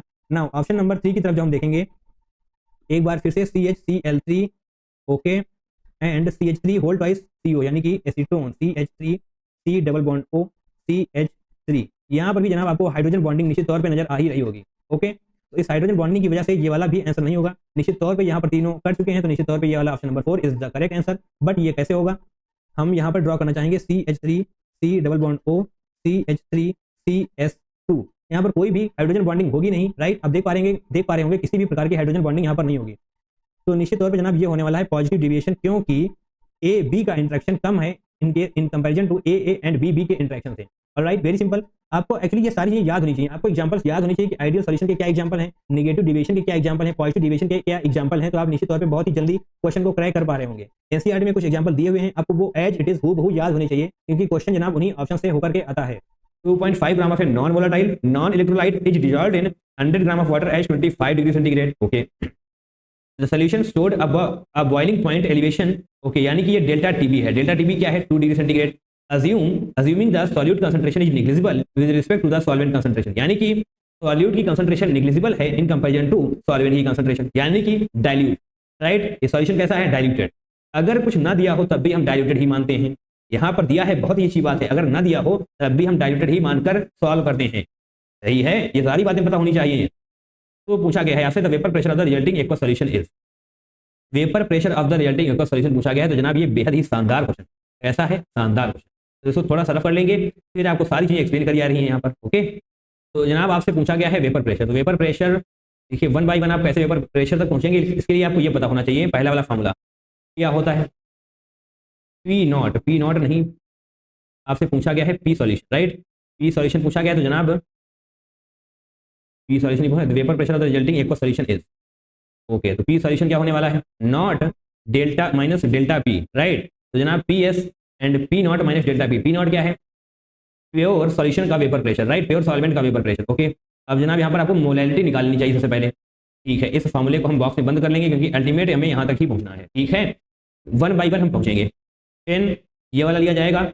आप बताते हैं आपको क्या निकालना है, आपको मोलैलिटी। मोलैलिटी कहाँ पर मिलेगी? Delta T B equal to I into K B into M. Formula पढ़ा है ना, delta T B equal to I into K B into M, यही तो है मोलैलिटी, है ना। आई इक्वल टू 1 हो जाने वाला है, क्यों होगा? क्योंकि जनाब यहाँ पर लिखा हुआ है नॉन इलेक्ट्रोलाइट, तो आई इक्वल टू 1 हो चुका है, ठीक है। इसको इस तरफ ले आएंगे हम। डेल्टा टी बी, अब वैल्यू पुट कर लें, बार बार डेल्टा टी बी लिखने की जरूरत नहीं है, राइट। देखिए एम मोलैलिटी हमें पता करनी है, तो मोलैलिटी को यहीं पर रखेंगे और delta T B by K B हो जाएगा। Delta T B divided by K B होगा, तो डेल्टा टी बी अभी भी आपने यहाँ पर लिखा हुआ है 2 डिग्री सेंटीग्रेड, राइट। तो यहाँ पर 2 हो जाने वाला है एंड के बी क्या है जनाब? लिखा होगा 0.52 है। इसको जब आप सॉल्व करेंगे तो क्या आएगा? 3.846 आने वाला है, यानी कि ये हो चुकी है आपकी मोलैलिटी, राइट। सही है, सॉल्व कर सकते हैं जनाब, बहुत ज़्यादा टफ कैलकुलेशन नहीं बोलेंगे हम इसको, राइट। अब आगे बढ़ते हैं। आपने ये मोलैलिटी निकाल ली, इसको संभाल कर रखिए। अब बारी है RLVP, यानी कि relative lowering of vapour pressure वाले फॉर्मूले की। क्या फॉर्मूला होता है जनाब? यहाँ पर आपसे डेल्टा पी बताया गया है, आई थिंक डेल्टा पी कहाँ पर है? 2.5 the solution, okay, delta P निकालना पड़ेगा क्योंकि जनाब यहाँ पर 1 atm प्रेशर यानी कि पी नॉट की वैल्यू दी हुई है। Okay okay okay, delta P निकालना पड़ेगा, पी नॉट की वैल्यू दी हुई, तो जनाब 1 बाई 1 चीज़ों को क्रैक करना होगा। ओके, तो क्या फॉर्मूला होता है, delta P divided by P not, right. और अब यहाँ पर क्या होगा, N solute upon N solvent, N solvent. Okay, तो जनाब N solute upon N solvent, इसको थोड़ा सा समझना होगा। पहले हम यहाँ पर मोलैलिटी का फॉर्मूला लिखते हैं। मोलैलिटी का फॉर्मूला हम लिखने वाले हैं, क्या होता है, N solute upon weight of solvent, ये होता है। तो जनाब इसको रिप्लेस करना है, कैसे करेंगे, देखिए एन सॉल्यूट, क्योंकि हमने मोलैलिटी निकाल ली है, सही है, मोलैलिटी हमने निकाल ली है, इसलिए हम ये सब कुछ खेल करने वाले हैं। एन सॉल्यूट तो हम रिप्लेस कर सकते हैं किससे, molality into weight of solvent से। बोलिए हाँ कि ना, कर सकते हैं ना जनाब, क्या दिक्कत है इसमें, एन सॉल्यूट है, एन सॉल्यूट को हम रिप्लेस कर सकते हैं molality into weight of solvent से, कर सकते हैं जनाब, तुरंत करिए, बिल्कुल करेंगे हम, क्यों नहीं करेंगे जब ये बिल्कुल सही है, राइट। डेल्टा पी अभी इसको ऐसे ही रखते हैं, यानी कि एन सॉल्यूट की बजाय आपको molality into weight of solvent लिखना पड़ेगा। मोलैलिटी के लिए हम सिर्फ एम लिखते हैं, वेट ऑफ सॉल्वेंट, तो वेट ऑफ सॉल्वेंट के लिए आपको क्या करना पड़ेगा जनाब, यहाँ पर 1 कर देते हैं हम, वेट ऑफ सॉल्वेंट 1 kg होगा क्योंकि हमें किलोग्राम में ही लिखना होता है, ठीक है, तो इसको हम यहाँ से हटा देंगे। ओके, अब बारी है किसकी, एन सॉल्वेंट, यानी कि wait of solvent upon molecular weight of solvent, ऐसे ही निकालेंगे आप, wait of solvent upon molecular weight of solvent, तो सॉल्वेंट का वेट 1000 ग्राम यहाँ पर लिख लिया जाए, राइट, क्योंकि 1 kg होता है, 1 kg है, तो जनाब इसको 1000 ग्राम में लिख लेंगे हम, क्योंकि यहाँ पर मोल्स के लिए हमको ग्राम में लिखना होता है रेट। सॉल्वेंट का मॉलिक्यूलर वेट क्या होगा, सॉल्वेंट क्या है जनाब, H2O है, H2O का मॉलिक्यूलर वेट क्या होता है, 18 होता है, तो ये जनाब 18 लिख लेंगे, ठीक है। अब मोलैलिटी आपने निकाली थी, क्या थी जनाब, 3.846 थी। ओके, तो डेल्टा पी यहाँ पर फटाफट से सॉल्व कर लेंगे, ऐसे करते हैं, डेल्टा पी आप यहाँ से निकालेंगे, पी नॉट क्या है बताइए, बताइए क्या है, 760 mm ऑफ Hg है, 760 हो जाना चाहिए। मोलैलिटी क्या है, 3.846 इंटू 18 डिवाइड बाई 1000, करेंगे आप, करेंगे या नहीं करेंगे, बिल्कुल करेंगे जनाब, बिल्कुल करेंगे। अब जब आप इसको सॉल्व करेंगे तो आने वाला है 52.615 mm ऑफ Hg, बताइए, अच्छी कैलकुलेशन है, आपको करनी पड़ेगी जनाब। Delta P 52.615 mm of Hg आने वाला है। अब इस वाले फॉर्मूले को दोबारा से रिकॉल करिए, अब हम इसका यूज करने वाले हैं, यस जनाब, यस करेंगे हम इसका यूज। तो कहाँ पे कर लिया जाए, चलिए थोड़ा सा नीचे ही कर लेंगे। पी एस इक्वल टू क्या है, P not minus delta P है, बिल्कुल है, डेल्टा पी अभी भी आपने निकाला है, आपको पी एस निकालना है, पी नॉट की वैल्यू क्या है, 760 है, डेल्टा पी जनाब 52.615 आ जाने वाला है, तो जब सब्ट्रैक्ट करेंगे तो क्या आने वाला है, इसको 53 मानिए, रेडमी 707 हो जाएगा, 615 यानी कि 385 हो जाने वाला है, सही बोला मैंने, बिल्कुल सही बोला, कोई गलती नहीं है यहाँ पर। तो 707.3 को जब आप राउंड ऑफ करेंगे तो 707 लिखा जा सकता है, बिल्कुल लिखा जा सकता है, तो यस जनाब यही है हमारा correct answer, that is 707 mm of Hg is the correct one. Methanol molar mass density is added to 100 ml of water. Density water की भी दी हुई है, the following diagram is obtained. ठीक है, ये डायग्राम हमको मिला और x आपसे पूछा गया है, राइट। जनाब x बोले तो ओहो ये क्या हो गया, यहाँ पर इसको हटाएंगे। जनाब x का मतलब क्या है, यहाँ पर आपसे वॉल्यूम पूछा गया है, राइट। देखिए आपसे वॉल्यूम पूछा गया है, तो वॉल्यूम आप निकालने के लिए क्या कर सकते हैं, देखिए यहाँ पर अगर डेंसिटी दी हुई है, जो कि दी हुई है यहाँ पर, राइट, डेंसिटी आपको इसीलिए दी हुई है, वॉल्यूम ऑफ सॉल्यूशन पूछा गया है ना, यस। जनाब density equal to mass by volume, इस वाले फॉर्मूले का यूज करके ही आप वॉल्यूम निकालेंगे, ठीक है। यानी कि आपको डेंसिटी तो दी हुई है, वॉल्यूम निकालना है, बट मास पता करना पड़ेगा। क्वेश्चन को कैसे अप्रोच करना है ये जनाब सीखिए। फिजिकल केमिस्ट्री में अगर आप ये नहीं सीख पा रहे हैं कि क्वेश्चन को कैसे अप्रोच करना है तो जनाब होगा नहीं, क्वेश्चन को अप्रोच कैसे करना है ये सीखिए। आपसे क्या पूछा गया है, वॉल्यूम, वॉल्यूम कहाँ पर मिलेगा, density is equal to mass by volume, ये फॉर्मूला पढ़ा है जनाब। वॉल्यूम पूछा गया है, डेंसिटी दी हुई है, तो डेफिनेटली हमको मास पता करना पड़ेगा। मास कहाँ पर मिलेगा, मास बोले तो वेट, वेट जनाब मिलने वाला है मोल्स के थ्रू, सही है, मोल्स के थ्रू वेट मिल जाएगा। अब मोल्स कहाँ मिलेंगे, मोल्स जनाब मिलने वाले हैं हमको मोलैलिटी में, राइट, मोलैलिटी में, बट मोलैलिटी कहाँ मिलेगी, डेल्टा टीएफ में। बताइए ऐसे समझेंगे तो क्या दिक्कत होगी, डेल्टा टीएफ, डेल्टा टीएफ के बारे में बहुत सारी इन्फॉर्मेशन दी हुई है, आप डेल्टा टीएफ आसानी से निकाल पाएंगे, ठीक है जनाब, निकाल लेंगे। डेल्टा टीएफ क्या होने वाला है, molar freezing constant of water at, okay, तो ये टेम्परेचर है 1.86 होने वाला है 270.65, यानी कि डेल्टा टीएफ आपको निकालना पड़ेगा। डेल्टा टीएफ क्या होगा, डेल्टा टीएफ 273.15 होगा ना, 273.15 माइनस यहाँ पर देखिए 270.65, 270.65 करना पड़ेगा। ओके, तो जनाब इसको सब्ट्रैक्ट करेंगे हम, 5 से 5 जाएगा 0, और यहाँ पर क्या बचेगा, यहाँ पर 5 बचने वाला है, यहाँ पर 271 है, 272 है, यानी कि 2.5। डेल्टा टीएफ के आने वाला है 2.5 केल्विन। ओके, अब जनाब delta T F is equal to I K F into M होता है ना, तो आई के एफ इंटू एम होता है, तो आई की वैल्यू तो जनाब 1 ही हो जाने वाली है, यस आई की वैल्यू 1 ही हो जाने वाली है, तो के एफ इंटू एम, एम बोले तो मोलैलिटी, जनाब मोलैलिटी हम कैसे निकालेंगे, मोलैलिटी यहाँ पर लिखते हैं डेल्टा टी एफ क्या है 2.5, अभी अभी आपने निकाला राइट, और के एफ क्या है, के एफ जनाब ये लिखा हुआ है 1.86। ग्रेट। मोलैलिटी का मतलब क्या है, moles of solute upon weight of solvent, यही है ना मोलैलिटी का मतलब। चलिए यहाँ पर कर लें, चलिए यहीं पर कर लेते हैं। मोलैलिटी को हम ओपन करने वाले हैं जनाब, मोलैलिटी को ओपन किया जा रहा है। क्यों किया जा रहा है, क्योंकि जनाब वहाँ पर moles of solute upon weight of solvent होते हैं, तो मोल्स ऑफ सॉल्यूट को हम वेट ऑफ सॉल्यूट थोड़ा सा यहाँ पर इसको रख दिया जाएगा, weight of solute upon molecular weight of solute करेंगे तो ये क्या आ चुका है, क्या आ चुका है, मोल्स ऑफ सॉल्यूट आया है ना नीचे, wait of solvent, wait of solvent. सही है, इस तरीके से मोलैलिटी को ओपन किया जाएगा और इसको रफ करके हम बढ़िया तरीके से बना लेते हैं इस तरीके से। सही है, तो weight of solute, molecular weight of solute, molecular weight of solute जनाब कैसे निकालेंगे आप, CH3 मिथनॉल यानी कि CH3OH, यही तो होता है मिथनॉल।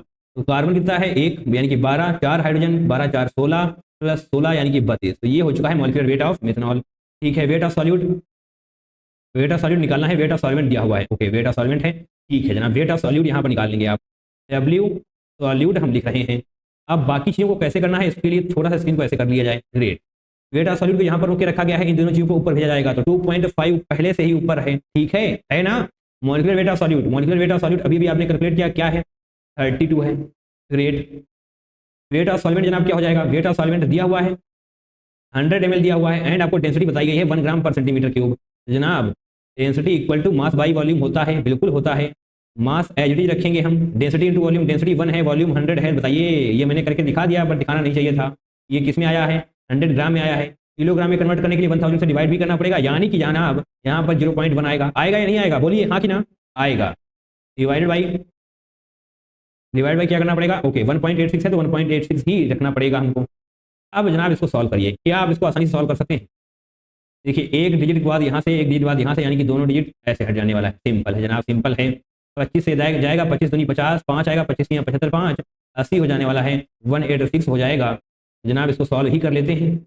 186 800 यानी कि 18 चौके 72, 4 आ जाएगा, 4 छंग 24 के 4 हाथ से लेके 2, 4 को 72 2 74, यानी कि यहाँ पर 56 होने वाला है। पॉइंट लगाएंगे, जीरो बढ़ाएंगे, 18 3 54 यानी कि 4.3 आने वाला है। राइट, आप इसको सॉल्व करके देख सकते हैं, 4.3 मिलने वाला है। तो जनाब ये 4.3 आ तो गया है, बट आया क्या है भैया, आया है ये वेट, क्योंकि वेट ही तो निकाल रहे थे हम सॉल्यूट का। तो वेट ऑफ सॉल्यूट आपने निकाल लिया है 4.3 ग्राम। ओहो, वेट ऑफ सॉल्यूट निकाल लिया गया है, तो क्या दिक्कत है, कोई दिक्कत नहीं है। अब क्वेश्चन कहाँ गया हमारा, ये रहा, आपसे वॉल्यूम पूछा गया है। राइट, तो भैया आ जाइए वापस अपने बचपन वाले फॉर्मूले पर, density equal to mass by volume. Volume को इस तरफ करिए, मास क्या है 4.3 है, डेंसिटी दी हुई है हमको, क्या दी हुई है बताइए, 0.792 दी हुई है। ओहो, यहाँ पर भी अच्छी कैलकुलेशन, 0.792, ऐसे हटाएंगे ऐसे हटाएंगे, यहाँ पर 2 जीरो बढ़ जाने वाले हैं। 792 डिवाइडेड बाई 4300 करेंगे। चलिए अब इसे मल्टीप्लाई करते हैं, 5 दूनी 10 हो जाएगा, तो यहाँ पर 10 यानी कि एक हाथ लग जाएगा, 5 में 45, 1 46, 6 4 5 7 35 4 39, ओके 3960 आने वाला है। तो यहाँ पर सब्ट्रैक्ट करके लिखेंगे हम, 0 आएगा, यहाँ पर 4 आ जाएगा। राइट, 42 3 यानी कि 340 आने वाला है, दिखाई पड़ रहा है ना, 340। पॉइंट लगाइए, जीरो बढ़ाइए, 3400, तो 3400 इसकी मल्टीप्लाई अब 4 से होगी, 4 दूनी 8 हो जाएगा, 4 9 36, 6 से लेकर 3 4 7 28, 3 31 हो जाएगा। राइट, घटाइए जनाब, 10 8 2 हो जाने वाला है, 9 से 6 3 33 1 यानी कि 32, सही है 33, यस सही है। अब किससे जाएगा, पॉइंट ऑलरेडी लगा हुआ है, 0 पर जाएगा। अब जनाब 4 से तो जाएगा नहीं, यानी कि 3 से जाने वाला है। राइट, 3 से 21, यस 3 दूनी 6 हो जाएगा, 3 9 27, 7 से ले जाएंगे 2, 3 से 21 2 23। राइट, चलिए 5.43 के अप्रॉक्स आपको मिल जाने वाला है। तो 5.43 थोड़ा बहुत आप यहाँ पे देख पाएंगे, 5.43 आ जाने वाला है, एंड 5.46 लिख गया है। इसको आप क्या लिख सकते हैं, 543 इंटू 10⁻⁻2 लिखा जा सकता है। यस जनाब, लिखा जा सकता है, 10⁻⁻2 ऑलरेडी यहाँ पर लिखा हुआ है। तो जनाब आपको यहाँ पर 543 लिखना पड़ेगा, तो इक्वल टू क्या है 543। The vapour pressure of pure benzene and methyl benzene at 27 degree centigrade is given as 80 torr and 24 torr respectively. Okay, the mole fraction of methyl benzene in vapor phase in equilibrium with an equimolar mixture of those two liquids ideal solution at the same temperature is. तो आपसे यहाँ पर मोल fraction of methyl benzene in vapour phase पूछा गया है। तो यहाँ पर आपको Raoult's law and Dalton's law दोनों का यूज करना पड़ेगा। राइट, तो आने चाहिए। इसलिए थोड़ा थोड़ा हम यहाँ पर डेटा लिखेंगे। क्या लिखेंगे? Vapour pressure of pure benzene. Vapour pressure of pure benzene क्या है जनाब? थोड़ा अगर लिख लिया जाएगा तो आसानी रहती है, बार बार क्वेश्चन को पढ़ना नहीं पड़ता है, राइट। 80 टॉर। और क्या है? Vapour pressure of pure methyl benzene. Methyl benzene इसका क्या है? इसका है जनाब 24 टॉर। ठीक है, अब आगे बढ़ते हैं। The mole fraction of methyl benzene in mole vapour phase. Okay, इसको हटाएंगे यहाँ से। वेपर फेज लिखा हुआ है यानी कि दिमाग की तरह टर्न टर्न करने चाहिए, राउल्स लॉ दिमाग में आना चाहिए। Mole fraction of methyl benzene in vapour phase in equilibrium with an equimolar mixture of those two liquids ideal solution at the same temperature is. जनाब इसके लिए हमको राउल्स लॉ का यूज करना पड़ेगा, राइट। और थोड़ा और स्पेसिफिक होकर बोले तो Raoult's law for ideal solution का यूज करना पड़ेगा, राइट। तो राउल्स लॉ होता क्या है? अगर आपको नहीं आता जनाब स्क्रीन पर देखिए, राउल्स लॉ स्टेट्स दैट, तो यस जनाब देखिए राउल्स लॉ को हमने लिख लिया है, पढ़ेंगे। Raoult's law states that the partial vapour pressure of a component in a solution is equal to the vapour pressure of pure component multiplied by its mole fraction in the solution, right. लिखा है, तो ये जो लाइनों में लिखा है इसको फॉर्मूले में लेकर आते हैं। Raoul's law states that the partial vapour pressure, तो सबसे पहले पेन बदल लिया जाएगा। तो जनाब कैसे कंपोनेंट आई मान लेते हैं, या फिर आप ये कुछ भी मान लीजिए, कंपोनेंट आई के लिए मानते हैं, तो यानी कि पी आई ये क्या है? वेपर प्रेशर ऑफ कंपोनेंट आई, सही है ना। वेपर प्रेशर ऑफ कंपोनेंट आई, इसको हम पी आई से डिनोट कर रहे हैं। ओके, इक्वल टू, देखिए यही लिखा हुआ है यहाँ पर, partial vapour pressure of a component in a solution is equal to, चलिए इक्वल हमने लगा लिया। आगे क्या है? Vapour pressure of pure component, यानी कि पी नॉट हम लिखने वाले हैं, एंड यस आई हम तो हम लिखेंगे ही लिखेंगे, क्योंकि कंपोनेंट सेम ही होना चाहिए। इनटू क्या हो जाएगा? क्या लिखा हुआ है? Multiplied by its mole fraction in the solution, right. Solution में जो मोल फ्रैक्शन है उससे मल्टीप्लाई करना है, यानी कि एक्स आई मान लेते हैं। अगर आप ए लिखना चाहते तो ए लिखिए, कंपोनेंट तो सेम ही है ना। ओके, तो यही फॉर्मूला है जो राउल्स लॉ को डिफाइन करने वाला है, राइट। यही होता है राउल्स लॉ, ग्रेट। अब क्या क्या लिखना है? इससे तो क्या आएगा? इससे देखिए एक ही का आएगा, यानी कि प्योर बेंजीन का भी आप निकाल सकते हैं इस तरीके से, एंड मिथाइल बेंजीन का भी निकाल सकते हैं, बट हमें टोटल प्रेशर चाहिए, यानी कि हमको चाहिए पी टोटल। तो पी टोटल के लिए क्या करना पड़ेगा? पी ऑफ वेपर प्रेशर चाहिए ना, total vapour pressure equal to total vapour pressure equal to vapour pressure of benzene plus vapour pressure of methyl benzene, ठीक है। यहाँ पर हम बेंजीन को बी से डिनोट करने वाले हैं, एंड मिथाइल बेंजीन को एम बी से डिनोट करने वाले हैं। दिक्कतें तो नहीं है, नहीं होनी चाहिए। अब इसको रिप्लेस करते हैं यहाँ पर, P I not that is P B not into X P. क्या बोल दिया मैंने? ये समझ आया ना। प्योर सॉल्वेंट, यहाँ पर क्या लिखा हुआ है देखिए, प्योर कंपोनेंट, तो प्योर कंपोनेंट का वेपर प्रेशर जो यहाँ पर क्या है, क्या लिखा हुआ है? 80 टॉर लिखा हुआ है। तो प्योर बेंजीन का जो वेपर प्रेशर है वो हमको यहाँ पर लिखना है, देन बेंजीन का जो मोल फ्रैक्शन है उससे मल्टीप्लाई करना है, एंड सेम काम हम करेंगे मिथाइल बेंजीन के लिए। तो बी ये एम बी यहाँ पर लिखेंगे, नॉट लगाएंगे क्योंकि प्योर कंपोनेंट है, into X of M B, यानी कि mole fraction of M B. अभी आपको लग रहा होगा कि मोल फ्रैक्शन तो हमको बताए ही नहीं गए हैं, ये मोल फ्रैक्शन हम लाएंगे कहाँ से? पढ़िए यहाँ पर क्या लिखा हुआ है, इक्विमोलर। ओहो, इक्विमोलर यानी कि जनाब मोल्स इक्वल हैं। बताइए टोटल मोल फ्रैक्शन मतलब क्या होता है? 1 होता है ना। अगर इक्विमोलर है तो बताइए 0.5 होगा या नहीं होगा? बिल्कुल होगा, बिल्कुल होगा, क्योंकि मोल फ्रैक्शन का एडिशन क्या होता है? 1 होता है। करा है ना आपने? तो यस, इक्विमोलर है यानी कि मोल फ्रैक्शन बराबर हो जाएगा 0.5 हो जाने वाला है। तो पी बी नॉट यानी कि pure component vapour pressure of pure benzene क्या है? 80 torr into 0.5 that is mole fraction of benzene plus methyl benzene का वेपर प्रेशर क्या है? प्योर की बात कर रहे हैं 24 इंटू 0.5 भी तो यहाँ पर हो जाएगा, क्योंकि जनाब इक्विमोलर है, मोल फ्रैक्शन दोनों के ही बराबर होने वाले हैं। चलिए इसको सॉल्व करिए। 80 यानी कि 40 आ जाने वाला है, इसको करेंगे तो 12 आ जाने वाला है, ऐड करेंगे तो 52 आएगा, राइट। ये आ चुका है टोटल वेपर प्रेशर, ग्रेट। अब वापस से आते हैं, जब क्या लिखा हुआ है? The mole fraction of methyl benzene in vapour phase. ओहो, वेपर फेज के लिए हमें डाल्टन्स लॉ आना चाहिए, ठीक है। अब डाल्टन्स लॉ को समझने का प्रयास करते हैं। Dalton's law states that the partial pressure of a component in a mixture is equal to the mole fraction of that component in vapor phase divided by the total pressure of the mixture, right? तो जनाब ये देखिए जो भी line में लिखा हुआ है ना, ये आपको रटने की जरूरत नहीं है। जो हमने डाल्टन्स लॉ में लिखाया या फिर जो हमने राउल्स लॉ में लिखाया, ये रटने की जरूरत नहीं है, बट आपको इसका फॉर्मूला याद होना चाहिए, राइट। किताब में लिखा था, मैंने पढ़ा तो आपको भी बता दिया, बट याद करने की जरूरत नहीं है। आपको सिंपल सा ये याद रखना है इसका फॉर्मूला क्या होने वाला है, राइट। यहाँ पर आपको वेपर फेज के लिए लिखना पड़ेगा, तो देखिए वाई आई कंपोनेंट मान लेते हैं ना, तो पी आई लिखना पड़ेगा डिवाइडेड बाई पी ई, ये हो जाएगा डाल्टन्स लॉ, राइट। बॉक्स बढ़िया नहीं बना है तो हटा दिया जाएगा यहाँ से। क्या है मोल fraction in vapour phase, right. आपसे यही तो पूछा गया है। देखिए वापस आइए, इसीलिए हम डाल्टन्स लॉ को लिख रहे हैं यहाँ पर, मोल fraction of methyl benzene in vapour phase. चलिए फिलहाल के लिए यहाँ पर ऑप्शन में क्या है, जो फॉर्मूले में लिखा हुआ है क्या है? आई कंपोनेंट आई का mole fraction in vapour phase, जिसको हम वाई से डिनोट कर रहे हैं, okay, equal to P I, mole fraction of component I in vapour phase, right. देखिए वही निकाला है आपने यहाँ पर, अभी बताते हैं आपको, पी टी टोटल प्रेशर निकाल लिया गया है, ठीक है। तो आपसे जो जनरली पूछा गया है वो किसका पूछा गया है, मिथाइल बेंजीन का पूछा गया है ना, राइट। देखिए देखिए मिथाइल बेंजीन का ही पूछा गया है, राइट। अब मिथाइल बेंजीन का पूछा गया है तो जनाब आपको मिथाइल बेंजीन का vapour phase, sorry methyl benzene का वेपर प्रेशर पता होना चाहिए, जो यहाँ पर क्या है 12 आया था, राइट। यहाँ पर देख पाएंगे 12 था, टोटल क्या था 52, 52। तो यहाँ पर आप 12 लिखेंगे, यहाँ पर 52 लिखेंगे, कोई समस्या है नहीं होनी चाहिए, बिल्कुल भी नहीं होनी चाहिए। इसको जैसे आप सॉल्व करेंगे तो आपको आपका करेक्ट आंसर मिल जाने वाला है, सही है।